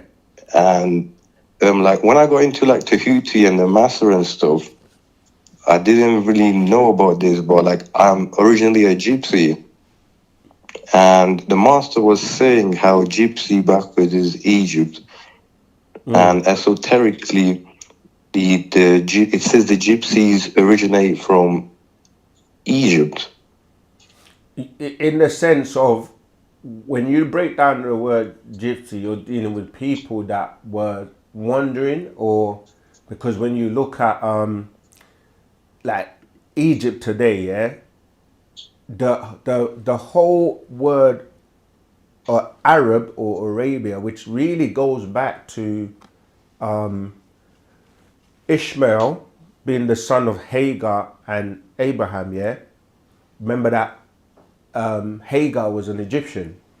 So that word means wanderer. That's where it's relating to, because in terms of, even if you look at how the world has been civilized, it's because of the knowledge spreading out of Egypt to everyone else. So either people came to Egypt and were given this information or knowledge, or beings that went and traveled around the world and shared and, you know, gave some of this information. So even like the person that a lot of people are calling and referring to as Jesus, you know what I mean? He studied in Egypt. Most of the beings studied in Egypt under these mystery schools, with where the pyramids were utilized as schools, and they studied a lot of these, you know, like alchemy and all the sciences, and then they went around the world and traveled around the world to teach other people. So that's in the sense where you're looking at it like that. But obviously in more recent times, you started to have other beings like, you know, like the Europeans, the Phoenicians, and certain beings that have adopted that, and you know, they became like just nomads, and they started to travel around. But the original concept is coming from Egypt being the cradle where everybody learned from, and then, you know, went around the world to teach others. And some that came, they got taught, they went back to their, you know, like back to Europe and started to distort and use what they learned to put a system together for their people. And years later on, when we as those original seeds were dispersed around the world, this is why when you look at even like the Nation of Islam and certain schools, they were looking for the lost tribe, because the lost tribe ended up being dispersed. Even when you get to like the Islamic stories of after the Prophet Muhammad was unalived, you know, like you had different, like I said, Arabs who took over as the Abu Bakr family, as opposed to the rightful Khalifa, which would have been Ali. You see, so now today you got people all over the place, wanderers, and those are lost and so forth. But yeah, that's how it originated in terms of what is being explained in that section you're mentioning. You follow? Okay. Right. Yeah, it's a lot to take in there. Yeah. Take it, you know, a But step at a time. Go ahead. yeah, I just want to say, you know, a lot of the modern people, they're quite like hard to deal with. But you know, there's some of us out there that really appreciate your work, and we take it all in. So I Thank just want to say thank you, and hope you have a good rest of your life. Thank you, thank you. Likewise, and all praise is due to the master teacher, because he has worked relentlessly, tirelessly just to get this out. And unfortunately, you know, that's why he's where he is now. We got to do everything within our power. Like I said, New Year, it's all about freedom for the master teacher, and freedom for us, and freedom for anyone on the planet who's going to stand up to these negative six ether forces. And let's unite as one on the love and unity, so we can yeah, we can get rid of these disagreeable six ether forces once and for all. All right, Tawat. Inshallah. Wadu. All right, Naima, thank you so much. I can see you're feeling my pain. You got a recipe for me, yeah? Tablespoon of garlic, tablespoon of ginger, and 2 tablespoons of honey, cayenne pepper, squeeze small amount of lemon juice. Yeah, it sounds like you could make it so well for me, but thank you. I'm definitely going to, we're definitely going to try that. Appreciate, love you. Okay, let's keep going. Naima Ma'at, appreciate, love you for that. Another call.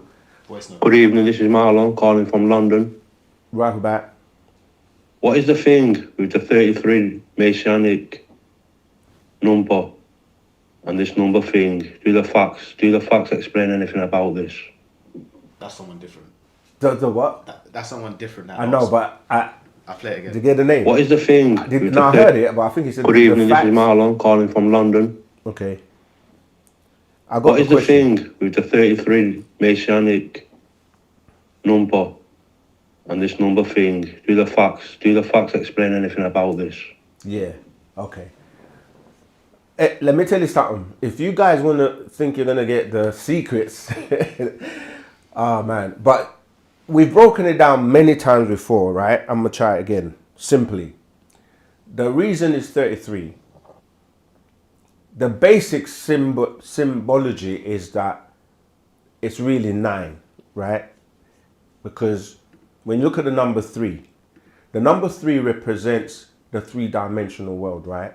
So most people can break it down simply as either solid, liquid, gas, people, places, and things, 1, 2, 3, A, B, C, morning, afternoon, evening, breakfast, lunch, supper. We can go on and on and on how you're caught into the 3-dimensional world, all right? But for everything that exists, there's a counterpart. So let's say the number 3, look at the number 3, exists physically, right? So if I drew a 3, that's 1 3. But there has to be an opposite or counter to that 3. That's like saying you have hydrogen as the first atom on the periodic table on one side, but there will be an antimatter or a counter on the other side. So you have matter coming this way, you got antimatter, as Americans say, antimatter going that way. So if the 3 exists, stay with me, there will be another 3, which is its counterpart. Now, when you want to get to the highest, I did a video called 3D to 9D already explaining this, right? Go back and watch that video. If you were to use the mathematical functions on the 2 3s, because you're trying to get to the highest, because it's all about elevating to the highest you can get to. Hence we say 9 or 9 ether, 9 to the 9th power of 9. But to get to 9 from 3, you can put mathematical functions between the seen and the unseen 3, because the 2 3s will only give you 6 even if you were to add them up. So let's use the mathematical functions. If you use 3 divide by 3, you're going to get 1. So you're not getting to 9, yeah? If you use 3 minus 3, I should have done that one first. 3 minus 3, you're going to get back to what? 3. Or 0, shall I say. So you're back to square 1. You're back to 0. So, so I've done that minus, and then I did the plus, which will give you 6. The division, 3 divided by 3, going to give you 1. So the only way you're going to get to the highest is multiplication. This is multiplication means what? To multiply, to get more. So to get more and to get to the highest, because you're pulling upwards, you want to get to the highest in terms of your consciousness, your being, your development, whatever. The only way you're going to get to that is to put a times or multiplication. So 3 times 3 will give you 9. So that gives you the 9 dimensions, the 9 realms, and eventually each one of those 9, because when you go from 1 to 9, there are no more numbers. What happens is after that, when you say 10, 11, 12, you're using compound numbers of the numbers you've already got from 1 to 9. And then it just starts again in a cycle, and a cycle, and a cycle, and a cycle, and a cycle. And it gets to the point where it's 9 to the 9th power of 9. So that is it simply. Now, obviously, that's just using the mathematical functions, the basic ones, which is subtraction, addition, division, and multiplication. But there are higher mathematics, which we refer to as supreme mathematics. And that's why when you read some of the scrolls the master teacher has on them, supreme mathematics, because supreme mathematics starts to take you beyond the 9th ball. I broke down before when we're saying the 9th ball, we're talking about the sun, because originally everyone was saying there were 9 planets in our solar system. So to go beyond the sun, you're going to go past the sun, our solar system, to go into the, the galaxy, to the universe, and on to the multiverse, to the omniverse. So you're starting to go and learn supreme mathematics, which eventually will take you to what we call the all expanding, or pa'ut in our language. And that is a whole different level of, outformation to information that you got to learn. But the secrets are going to be given to you once you join that order, that most of your so-called religious prophets or scholars, everybody learned under the great Haramfat, which is Tahuti, Parnabab Yanun. He is that 720 degree being who masters the complete, because the circle 360 degrees represent completion in one side, the seen world, the physical world. Then he has the other 360 degrees, which is a completion again in the what you call the unseen world, or the antimatter, or the point, the etheric side of things, E1, E2, E3, going 9 levels. When you put those two circles together, the physical circle and the spiritual circle put together gives you 720 degrees. You add the 7 plus the 2 plus the 0 gives you 9. This is the supreme mathematics of 9 ether. And when we start to look at 9 ether, it's not just about the melanin. It's not just, there's so much more to it. And this is what we're being taught by way of Wu-Sabat, wu-nuwapu. Okay, so I hope that's giving you the answer to what you're looking for. But we keep telling you, come closer, come to the inner circle so that you can be darkened, not enlightened. I actually love that skit you did with us, me and the brother, when I said that to him the first time about being darkened, and he was like, what? Yeah, that's what we're saying. The light blinds you. All right, we've got to answer some of these questions, because if I keep answering you guys' questions, we're not going to get through the chat questions. But that's another reason for you people in the chat to use the number 4 +44 753 996 3882, because it gets you to the front of the queue. All right, let's go back to the chat and see where we were. Gosh, I've lost, it's gone right to the top of new questions. But when our master, this is Pharaoh Reye Sananda Rahubat. When our master teacher says we must learn how to split the atom, do we have to do that in order to stop CERN from opening up portals? No, they're already opening up the portals. Splitting the atom is learning what I just touched on, which is dealing with when you split the atom. When we say the atom, the atom would be what they used to call hydrogen being the first, but that has now been split into, as we say before, biaps, quarks, ZDs or ZDs, depending on how you pronounce it. But and you can keep subdividing. And the thing is that we as nine ether beings can continuously go to the realms of, as I keep saying, like beyond what they can quantify. So yeah, certain do split atoms and they can't control or get to certain levels, but they are opening portals and, you know, letting in beings. We're living in a different day and time right now.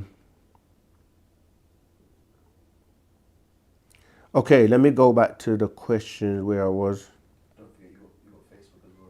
Oh yeah, gosh, I forgot about our Facebook family. Sorry about that. Wow, look, yeah, we do have a. All right, not too bad.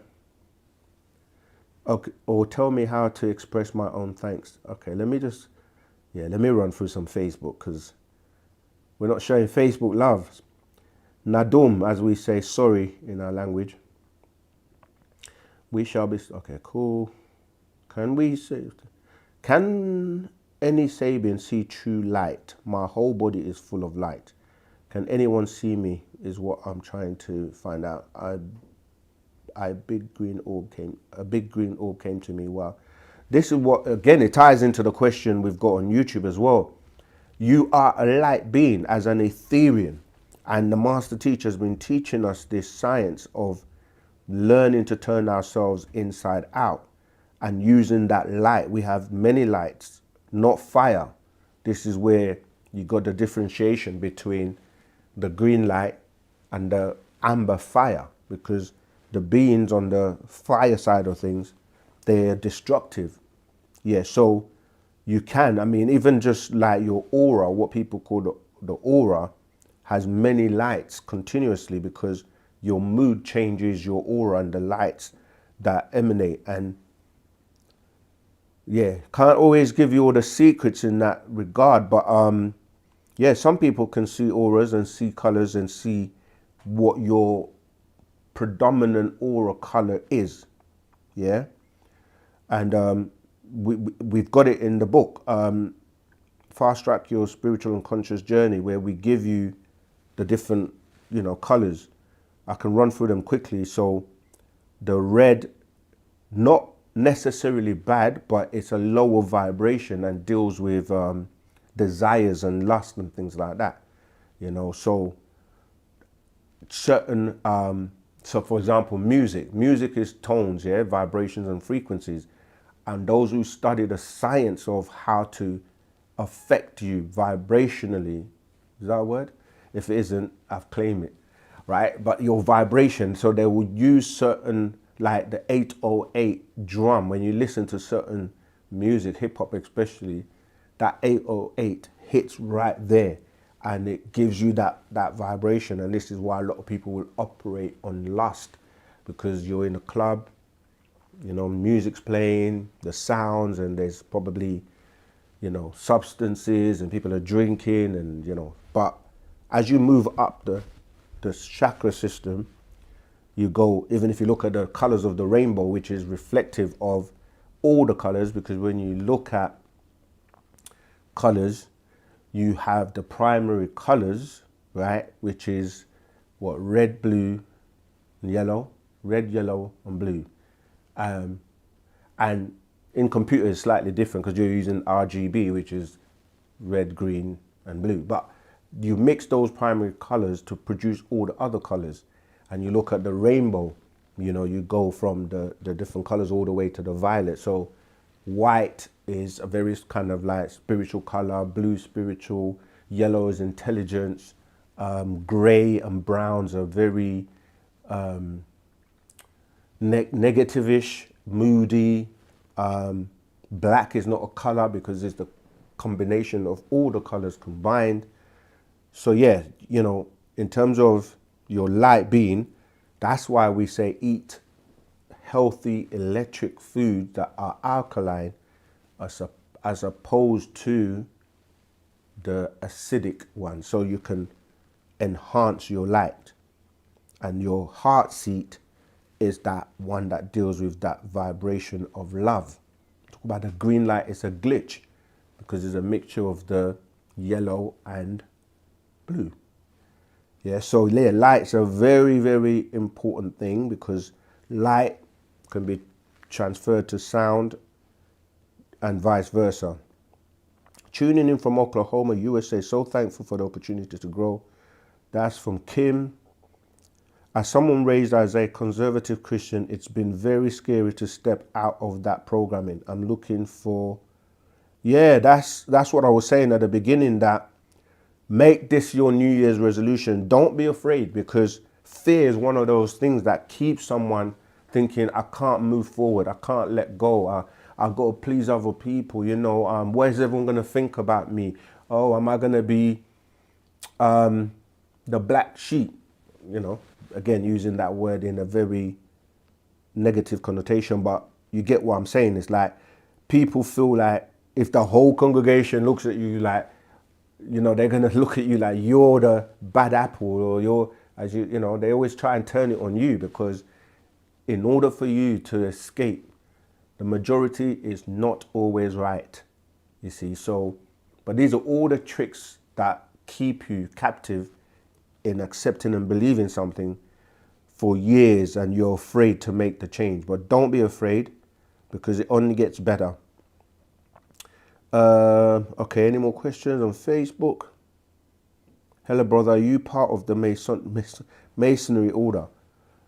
Come closer and we'll get to fellowship.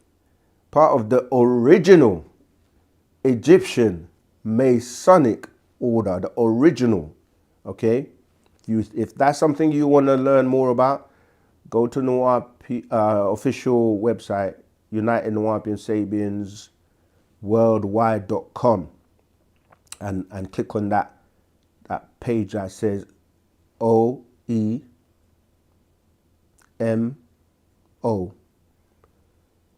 Growing up, if I was afraid or unsure of how to proceed on life, I would first talk to my daddy, pray my daddy well not to be with me much longer, and I feel it no longer now how to pray. Yeah, we give you all the information and explain to you, like, there's always a distortion. This is for you, Kim. There's always Kim Sullivan. There's always a duality, and the technology comes in with mixing the two to confuse people. So pray, P-R-A-Y, and then you have P-R-E-Y, which is, you are the prey. But we have to give you the science behind that, in terms of not being on the menu to become food for these extraterrestrials, flesh-eating beings. So you're not preyed on by way of religion. Good. The course link is posted. Judgment, son of Offman, judgment has come. I am sending you all to the lake of fire. Literally speaking. That sounds so funny. This is a religious mindset.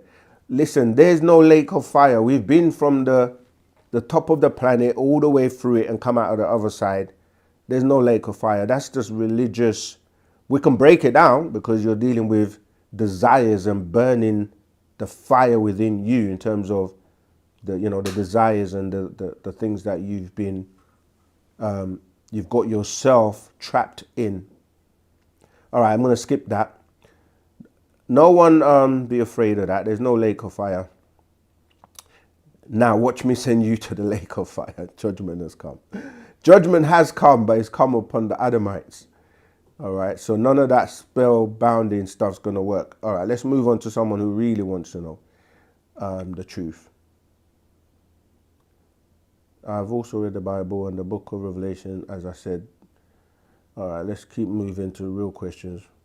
Okay, here we go. Brent Reynolds, I have a legit question, and the only reason I'm asking is because my story is real. Came to me April 8th, 2020. Okay. Now I'm white, but I know my ancestors were not.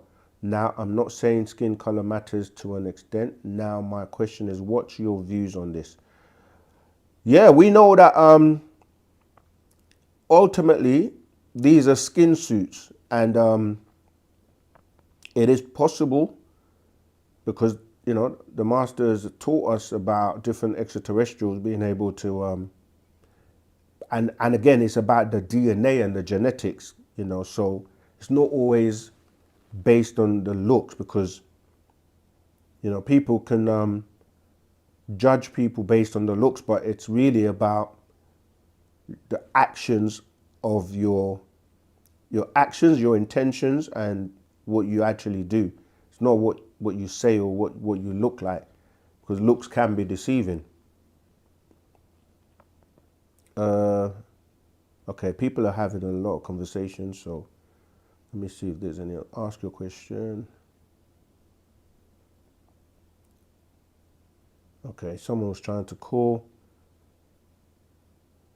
The colors can be understood by, I think that's meant to be vibration state. So to know your vibrations, yeah, that's right. Okay, I've covered most. All right, the last one is, when I tell them that religion is mental slavery, they said I'm crazy. They would say you're crazy because you're breaking away from the spell. And you only have to just use your mind and you can decipher.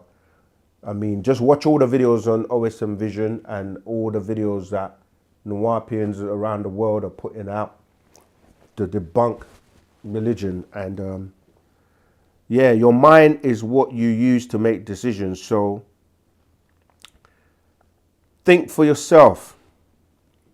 Okay, let's go back to the YouTube.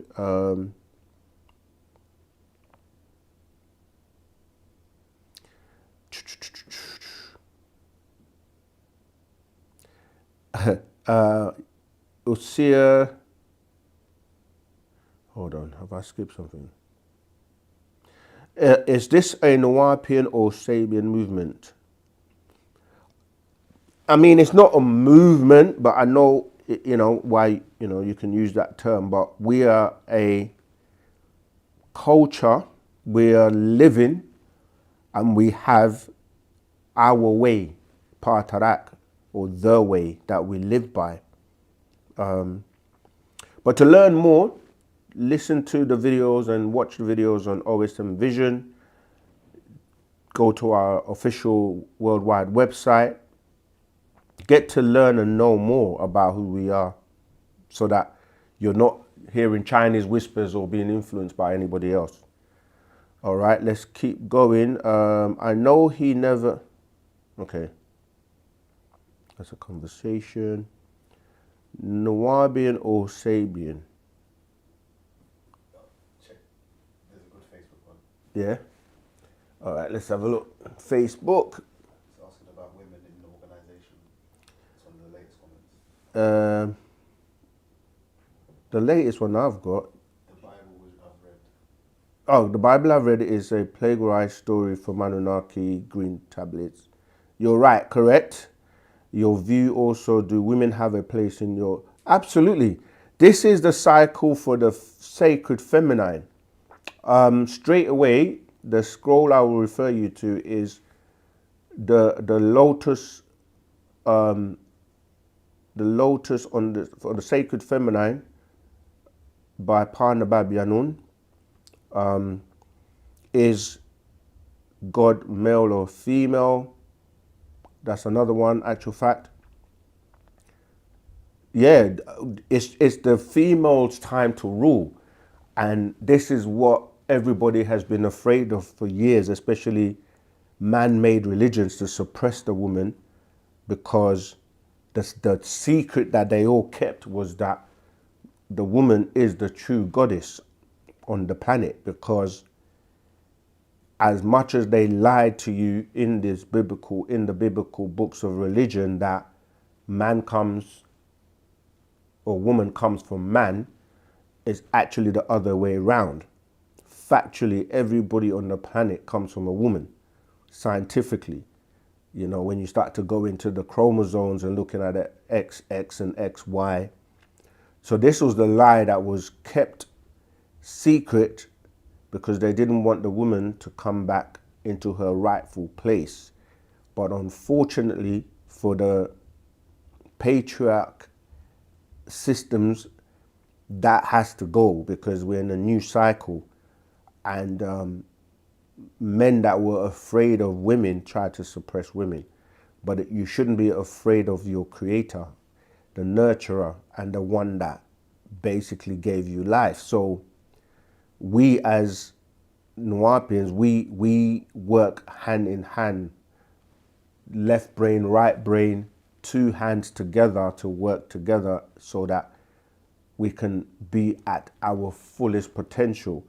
So we're not saying that the woman should suppress the man, because the men fear that because that was done to the women, they may do the same to them. But that's not, women are much more intelligent than that. The women use far more of their brain. They have a much better vocabulary because they learn to speak first. And yeah, it's now about working together and letting the woman use her potential. So yeah, we're definitely, I mean, check out our website and check out, you know, we have a number of sisters that are very powerful, and they're going to be more and more coming to the forefront. So yeah, definitely, yeah, women have a place in our, in fact, they have a higher place in our organization, even though it may not seem so at the moment, because you seem to see the brothers up front teaching, but the women are also teachers. They do everything basically that we do. So yes, 100%. I have learned so much from you, OSM. Have read the book, The Mind. How do I pray or talk with my higher self? Yahya, sorry, Karatu.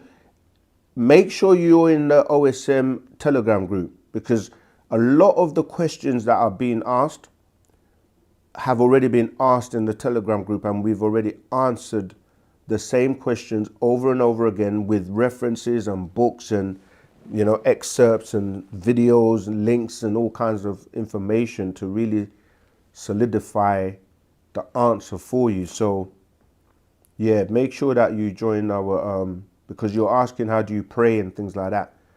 You know, we have all that information already. We don't really, we communicate with our elders, our ancestors, and our overseers.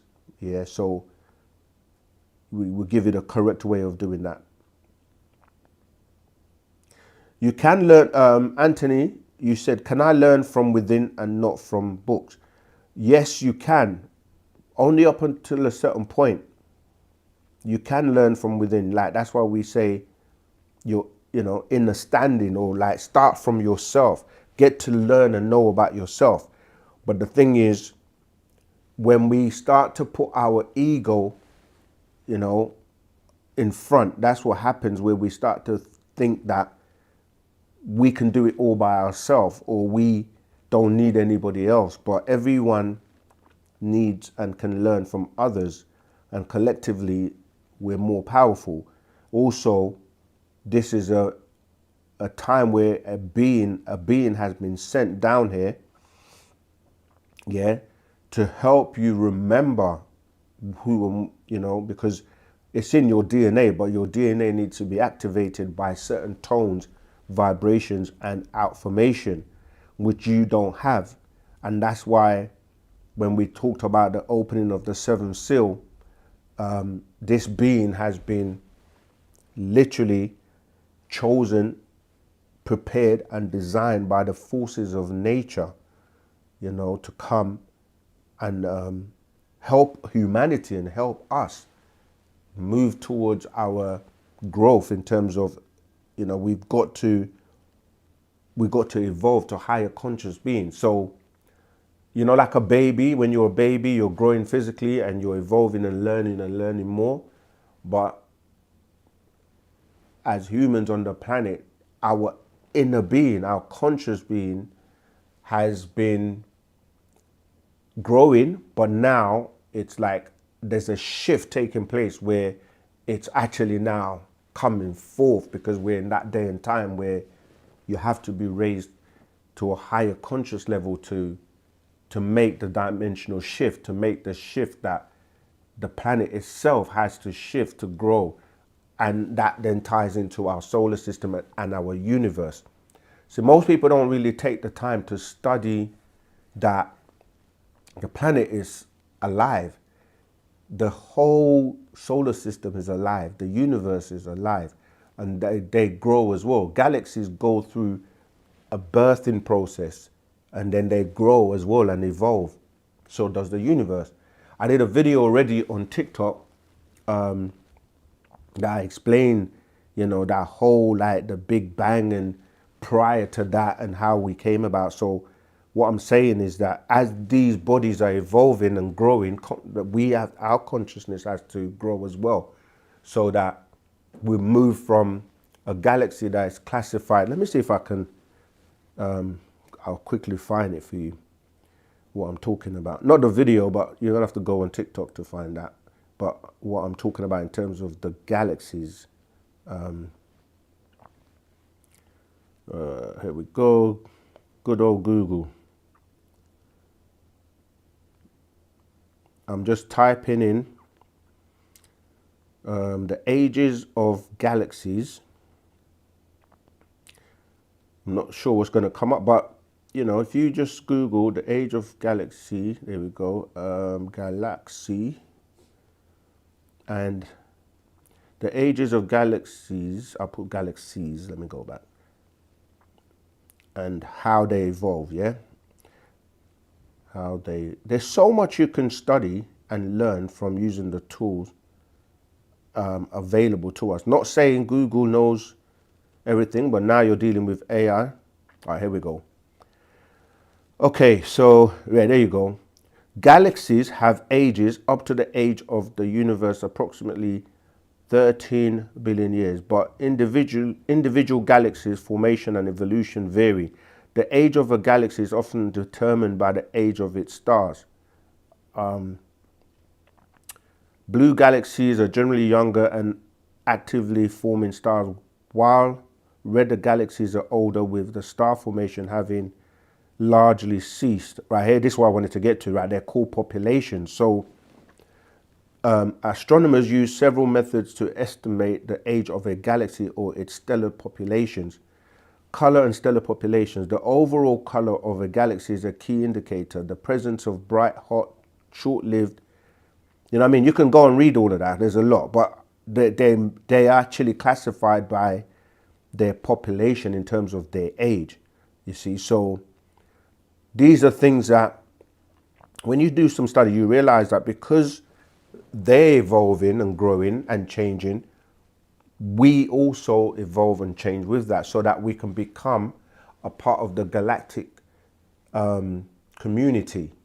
So there are different galaxies and different beings from different galaxies, and they all sit in like a united nation, but we call it the Galactic Federation. So you hear people starting to talk and leak information about different beings that are from, they're representing different galaxies, and they come together in the Galactic Federation. We have a book called Akasha Records by the Master Teacher, Panabab Yanun, that goes into details, because he, as the 19th elder, Yanun, represents, you know, and comes from the planet Risk and represents Ilion, you see? And he goes to these Galactic Federation meetings in Mount Shasta. A lot of aerial, for what they call it, UAPs and UFOs, people go out there and camp. Don't believe us, check it out. Like, they go and camp because a lot of extraterrestrial activity goes on around there, you see. So there are things happening on this planet to move us from this lower level vibrational thinking of the things we do on the planet, like to deal with the 9 mental diseases. That's fear, you know, all these things that hold humanity back. And there are entities and beings that are trying to help us evolve so we can become a part of the Galactic Federation and being able to learn and know how to travel to different galaxies. The technology, etc., we need to be able to do this you know, at the moment is being stifled, and we're still using a lot of primitive technology and destroying the planet with fossil fuels and all this kind of thing. So you kind of asked a great question. Anthony, it was the most ecstasy feeling I've ever felt and brought me to my knees. Goose. Yeah, when you have those interactions with certain beings that are vibrating on such, I know exactly what you're talking about because I've experienced that too. When you are in the presence of such beings, like the 19th elder Dr. Malachi Z.K. York Panda Babianun, you feel, and you're heightened in terms of your higher senses, and when you get to feel that vibration of a being so powerful, you can't put it into words. You know, that's why we say experience is one of the best teachers. And once you've experienced something and you know something for a fact, nobody can tell you different. You know, so you can't come back down to that low level vibration in terms of religions, etc. All right, let's get back to the questions on. Thank you all for your questions. They're great questions. Glad we're now tuning in on Facebook at the same time. You guys have been missing out. Okay, let's keep going. How do you say thank you? Thank you. All right, so in Miss Batia, if you're saying thank you to a male, you use the word tak at the end, so tawu tat. And if it was a female, it would be tat, tawu tat.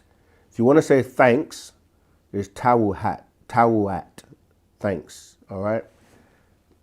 Oh, we got our language as well. That's what we're saying about learning that language, because it helps you to use tones and vibrate higher and to be protected by the thoughts and the many frequencies that are being sent to keep you subdued and subjugated all the time by constantly worrying and thinking about negative thoughts. And so the language is key. Why have I got this?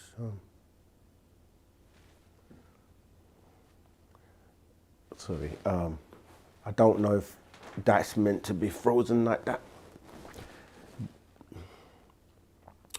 Someone just said, I just saw it, I'm absorbing and enjoying your truth. Lisa, I will check your website. That's it. You got to do your own due diligence. Never believe or take anything someone just says to you.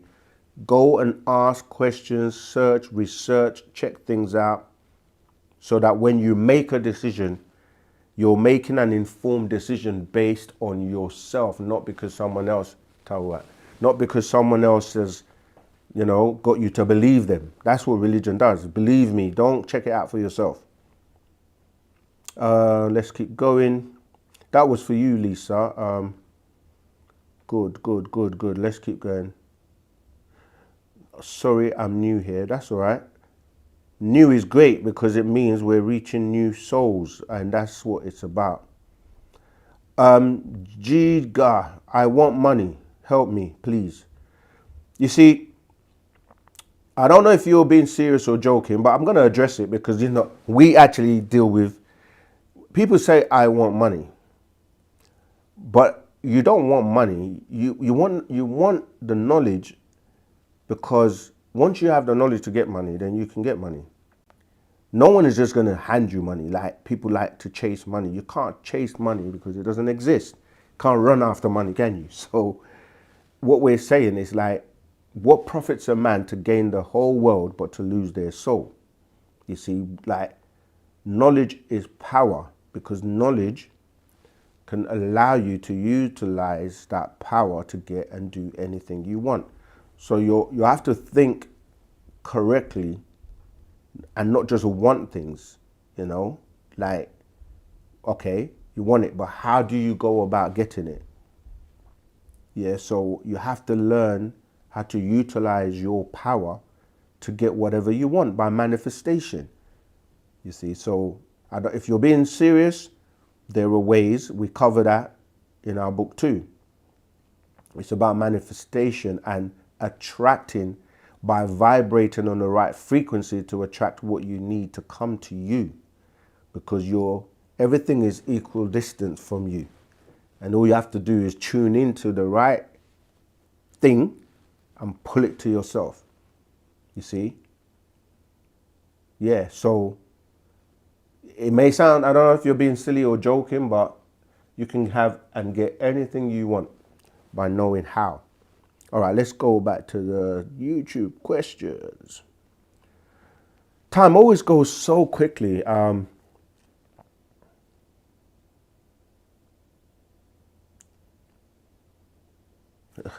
right, let me answer some of these. Ask the Nuwapians in London, did the real Malachi come there years ago to let them know what time it was, and did they see the proof? I don't know what time it was. I don't know what that means. Heru Hotel was... All right, you see, you're going into stuff that, you know what I mean? Some of it's personal, so I'm not going to go into it. When you say... if you have questions, ask the question. A reverend and a doctor named York open. What's the actual question? Because you can have many titles. Anyone can have many titles. It's not about the titles. It's about the works that prove and show who you are. So, you know, I don't want to talk about you're spelling his name wrong. It's not Heru Hotel or Haru Hotep who you're trying to speak about. But anyway, you said I asked any questions. 76 trillion years of knowledge and he couldn't beat a court case. Like, this is what I'm saying. Like, if you're going to be disrespectful, rude and arrogant, we'll just not address you. But if you want to ask a serious question, then ask the question. You say about the court case as if it's over. Yeah, it's not over. So what are you going to say when he does beat the case? That's what I'm saying. The case is still ongoing. So that doesn't make sense. I mean, we will answer and address your question, but have some, you know what I mean, have some respect and come correct, or else we would just not deal with you, because we don't run away from questions. And you're talking about things from years ago. We're in the here and now. And we have classes every week. And we are here to defend the innocence of Dr. York, because we know he is innocent. How did Dr. York know so much about the devil, even down to a conversation with him? Again, where are you coming from? Where's the reference? Like, what devil? Like, give us, you know what? I'm gonna read a few more to see if you've actually got a real question. This is for Emmanuel Kitcher 8736. Please, Emmanuel Kitcher. I do dream and see myself sleeping in the dream and dreaming. I really want to know myself, and sometimes I do dream and knows in the dream that I am asleep. Okay, there's a quick no, that's not, sorry, I'm mixing Emmanuel up, sorry. The person that is I'm referring to is Amun Green 6399. So Nadum, sorry Emmanuel, for it's not you. You're asking a decent question. Yeah, because let me answer your question. Dreams, what you call dreams, depending on what type of dream it is, because there are different types of dreams, are your other being, because you have several beings in one. When your physical being is at rest, you can travel to different dimensions or different realms and experience things with your oversoul or your other being, your etheric counterpart. So this is something that you can learn more about. Milady B38, love you, Saken. Love you too. Ashok, thanks to you for sharing all the knowledge and information of the master teacher. That's the passion, that's the Ashok we have for the master teacher. These people that, you know, come, it's ego. Like, if you want to learn, look, we ain't here to debate, or the actions and our work speaks for themselves. because, you know, yeah, these are just generally religious people that are trying to hold on to religion, and, you know, religion is not working for them. So,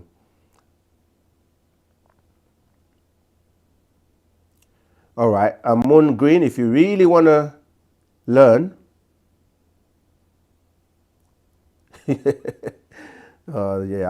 I'm not gonna entertain you. When you're ready to learn and ready to really kind of like come correct with subduing that ego, we will definitely answer your question.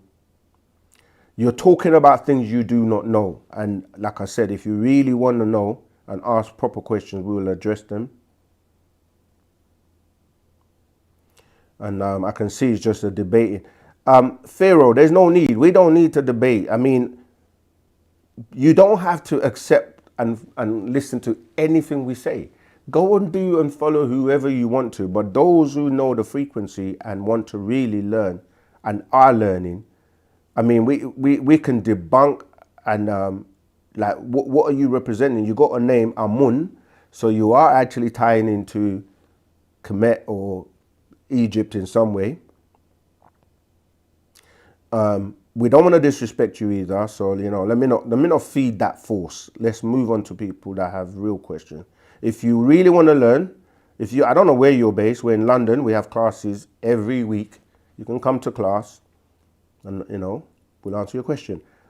Right, let's go to Naima Ma'at. Question: who ruled the world before the 6 ether extraterrestrial beings who have ruled during the last 6,000 year cycle? Great question. When you say the world, do you mean this planet? Because you have, when we say the world, sometimes people forget that we live in a multiverse, omniverse, with many, many different worlds that have come and gone. And certain extraterrestrials ruled certain galaxies and so forth. Galaxies and star systems die, you know, like their suns explode, and then sometimes the beings on there, they have to find refuge and go somewhere else. Some disagreeable beings like Tarnush, Humbaba, he's known by many names, right? The father of Halao, he was one of those beings, and he took refuge, and he was trying to control, he was already controlling many star systems. So he obviously was trying to, he was given refuge on Planet Risk, and then after a while he tried to take over, and then he was cast out or banished. And the beings, this is where the religious books pick up certain stories, and they were basically banished, and that's why they came here. But our ancestors, the Natharu, were the original rulers of the planet. I mentioned earlier on about the planet was a green zone, and it was peaceful, and and you can find more information about this in the actual fact, existence, how and why. So when we say who ruled the planet, well, you didn't say planet, you said the world, and I'm trying to clarify that we have to define what we're calling the world. But our ancestors ruled. See, 9 ether is always in rulership, but it's just that during the last 6,000 years, a lot of beings, 9 ether beings, were put to sleep by a spell that was actually cast on them. It's kind of like, to make it simple, like the seasons, yeah? You got summer and you got winter. Originally it was only 2 seasons, but then the spring and autumn got added in there. And that reflects the cycles, the 24,000,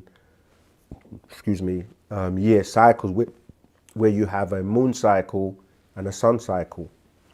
So 9 is there, but like during summer, a lot of melanated beings, because they prefer to be in the sun, during the winter they hibernate. They're kind of like, you don't really see anyone because people don't like the cold. So it's not that 9 ether didn't exist, it still did. But during that hibernation period, or what we call the winter period, or the moon cycle, 6 ether forces, they love that because it's like, you ever seen like in winter where some people that they're walking around with shorts and t-shirts and you're thinking, how? Like some people like that, they want to go skiing, they like that cold climate because it's more conducive for their particular skin type, you see. So beings that moved to the mountains or moved to Europe were beings that were lacking melanin from the sons of Canaan, you see. So yeah, the rulership in terms of during the last 6,000 year cycle, which was the moon cycle, was predominantly 6 ether forces, and that's why Leviathan and they were able to, you know, implement certain things, and then coming out of that now, a lot of 9 ether beings forgot who they were. It's called the spell of amnesia or Kingu, Leviathan, depending on which culture or which historical viewpoint you're looking at. That is what happened, to the point where people were kidnapped and brought to a foreign country, stripped off of their culture, their language, their name, you know, the Roots movie. Not everyone, because there were people that were not kidnapped and brought here. Some of them were here already because of different continental drifts and stuff like that. So I trust that helped, Naima. Let's go to your next question. Where did these 6 ether beings come from who have ruled for the past 6,000 years? They were grafted. This is the story in the Bible when they're saying Adam was created, but that was a graftation by extraterrestrial beings that came from Arcturus. And these Pleiadian beings, they grafted a being called, they were referred to as the Adamites 6,000 years ago. Yeah, so are they descendants of reptilians and greys, etc.? Yes, so what happened is the story goes back a bit before that, where you had, remember when I was saying Tarnush and these beings, right? You had draconian beings or different species of extraterrestrials, reptilians, that they were eating the Pleiadians, which is a different species of blonde hair, blue eyed beings. They're known as the Ashtar Command. These were the ones that were in touch with, say, Hitler, why he went about trying to create what he called the Aryan race or the supreme being. All right, so they were eating the draconians, which is reptilians, were eating these Pleiadians, and they begged them and said, if we create a new food source for you, which is going to taste better than us, would you leave us alone? And they agreed. So that's how they went about grafting a hybrid called Adamites. And this is why in the biblical story, they turned that into one being called Adam. But as you know, there were people on the planet before that whole Adam and Eve, Cain and Abel story, because you know that Cain was afraid that beings were going to kill him, or like people ask, where did they get their wives from to continue? Yes, because you had these fallen angels that people refer to as the 200 fallen angels. These Anakim, these beings were already on the planet. So, and before that, we as the Pataites were also already on the planet. So a lot of the reptilians were abducting the greys. The greys were working for the Natharu, who came here originally to scout and make sure that life forms could survive on this planet. So you've asked a great question, and that's why when you come to our classes, sometimes because of time or because we can only give you so much, we keep building on that. So when different people ask the same question to different student teachers, they may get another piece of the puzzle. And so there's a lot more. So you can always keep asking a question until you're completely satisfied with the answer. Because you might ask me the same question another day, and I'll pull some more information from the archives after access those files and get that information out. and I might remember another part, you know. So when you hear people say, oh, he's saying something different from the other person, no, when we come together collectively and put it together, you see that it all aligns and makes sense. Naima Ma'at again, I am excited to get all the actual facts, Pataraks, Master Secrets and Scrolls, where all of our questions will be answered. We must study for ourselves. 100%. That's what we keep saying, that you have the power. You are the god and goddesses, and you have the ability to discern for yourself. Because once you do, no one can bamboozle and fool you anymore, because you just deal with facts and actual, you know what I mean, right knowledge. How can one see the color? This is from Maria M6. How can one see the color of their aura? Is there a simple gadget one can use to see it? If there is a gadget, can it be homemade? Yes, I mean, you can this. There's always artificial ways or artificial intelligence, but you got the natural way. You can actually develop yourself as well to a very higher spiritual level, and you can actually start to see interdimensionally.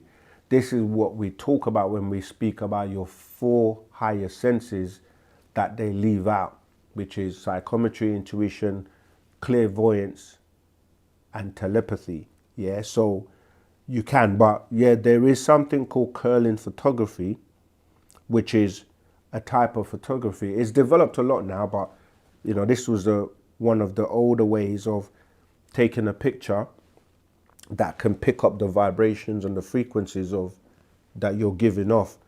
And yeah, so there is something known as curling photography. Research that, and there are other methods now because it has evolved since then. So yeah, search curling photography and then see what has evolved from that. Naima again. Okay, you're referring to someone.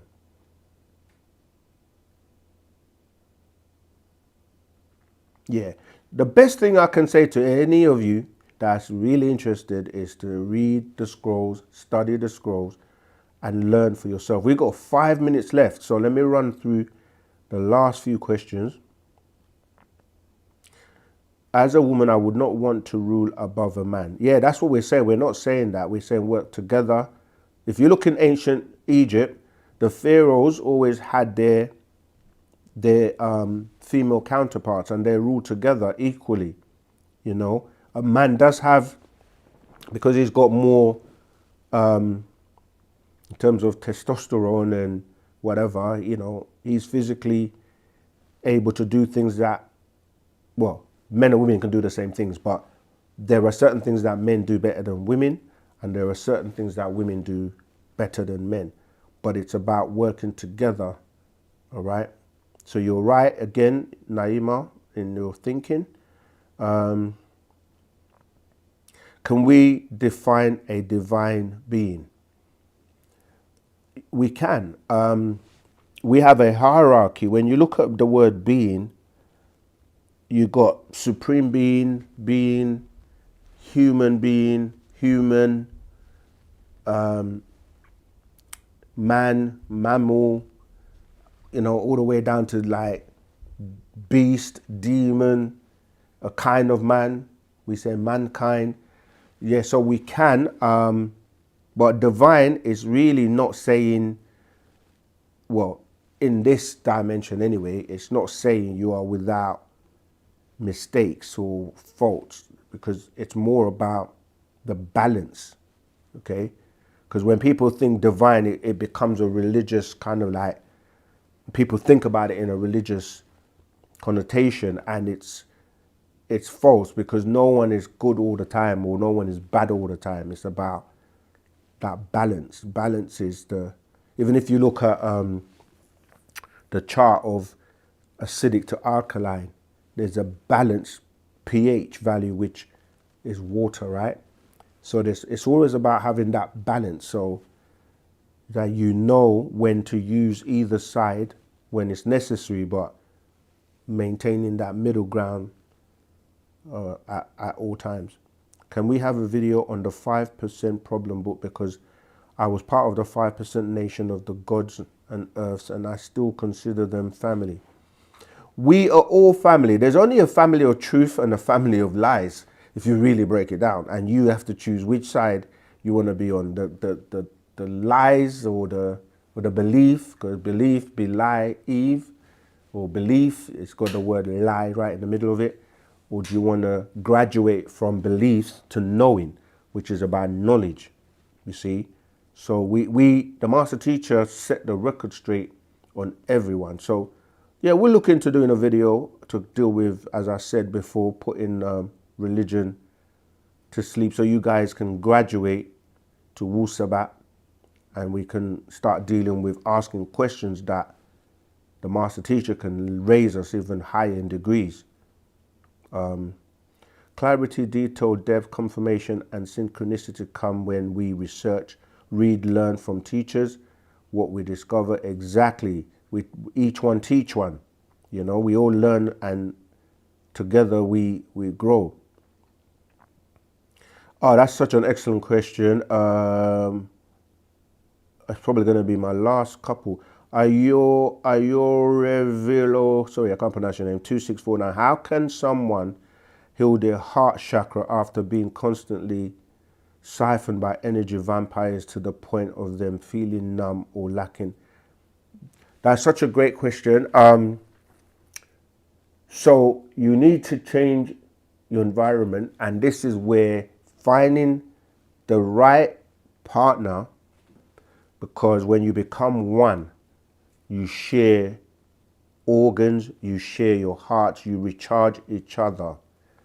I'm giving the quick answer because it's already, we've come to the last of the minutes we have, but becoming one with someone, and it's not easy because that's why you have to find and be with the right person, because they recharge you and you recharge them and you work together. This is why it says that, you know, a man, or, you know, they cleave together, they leave, and the woman leaves and cleaves with the man, or whatever way the Bible puts it. But yeah, because when you're around the right people and the right energy, they will recharge you, and you can get those chambers of your heart reactivated. But you're right, it can get to that point where you're drained. That's why you have to be around the right types of people so that you guys can heal each other and become wholesome as one. Okay, Zamal Saken has mentioned before that we should always be analyzing our internal and external environment. But that's right. Personally, it is vital to distance self from, yeah, you're just helping. Yeah, that's great. Okay, I'm going to go right to the end. What cats visit your house randomly? What does that mean? Grace, unfortunately, you're going to have to take those questions to the Telegram group or to the next class, which will be on Saturday. If not, come back here next week, same time, same place. Rahul Basakan, I was wondering if you can tell us about the soulmate. Yeah, that I touched on it just now, but the soulmate part of that is very important. That's what we were just saying, that with the soulmate, you can help and recharge each other and become one. All right. But yeah, get the part of that soulmate and actually read it. Did we not do it? If we haven't done a video on it, we might do a video on that actually. So yeah, thank you for all your questions, for being here, for your presence, and for staying with us throughout the entire year. And we look forward to bringing you more information and so much more next year. Remember to keep studying, learning, researching, supporting us, subscribe, share the videos. We read all the comments. I love reading the comments and hearing what people are saying and thinking. Study the language. We've got the language course, and become a part of the family. And most of all, do everything you can to help us bring Pana Babylon home. All right. So see you in 2026. Have a great one. And our new year really starts June 26th. But, you know, we are We're still caught up in the Gregorian. So as much as we try to live without it until we get to that space, yeah, do your best within what we have. All right. So wadu moisar, until next time.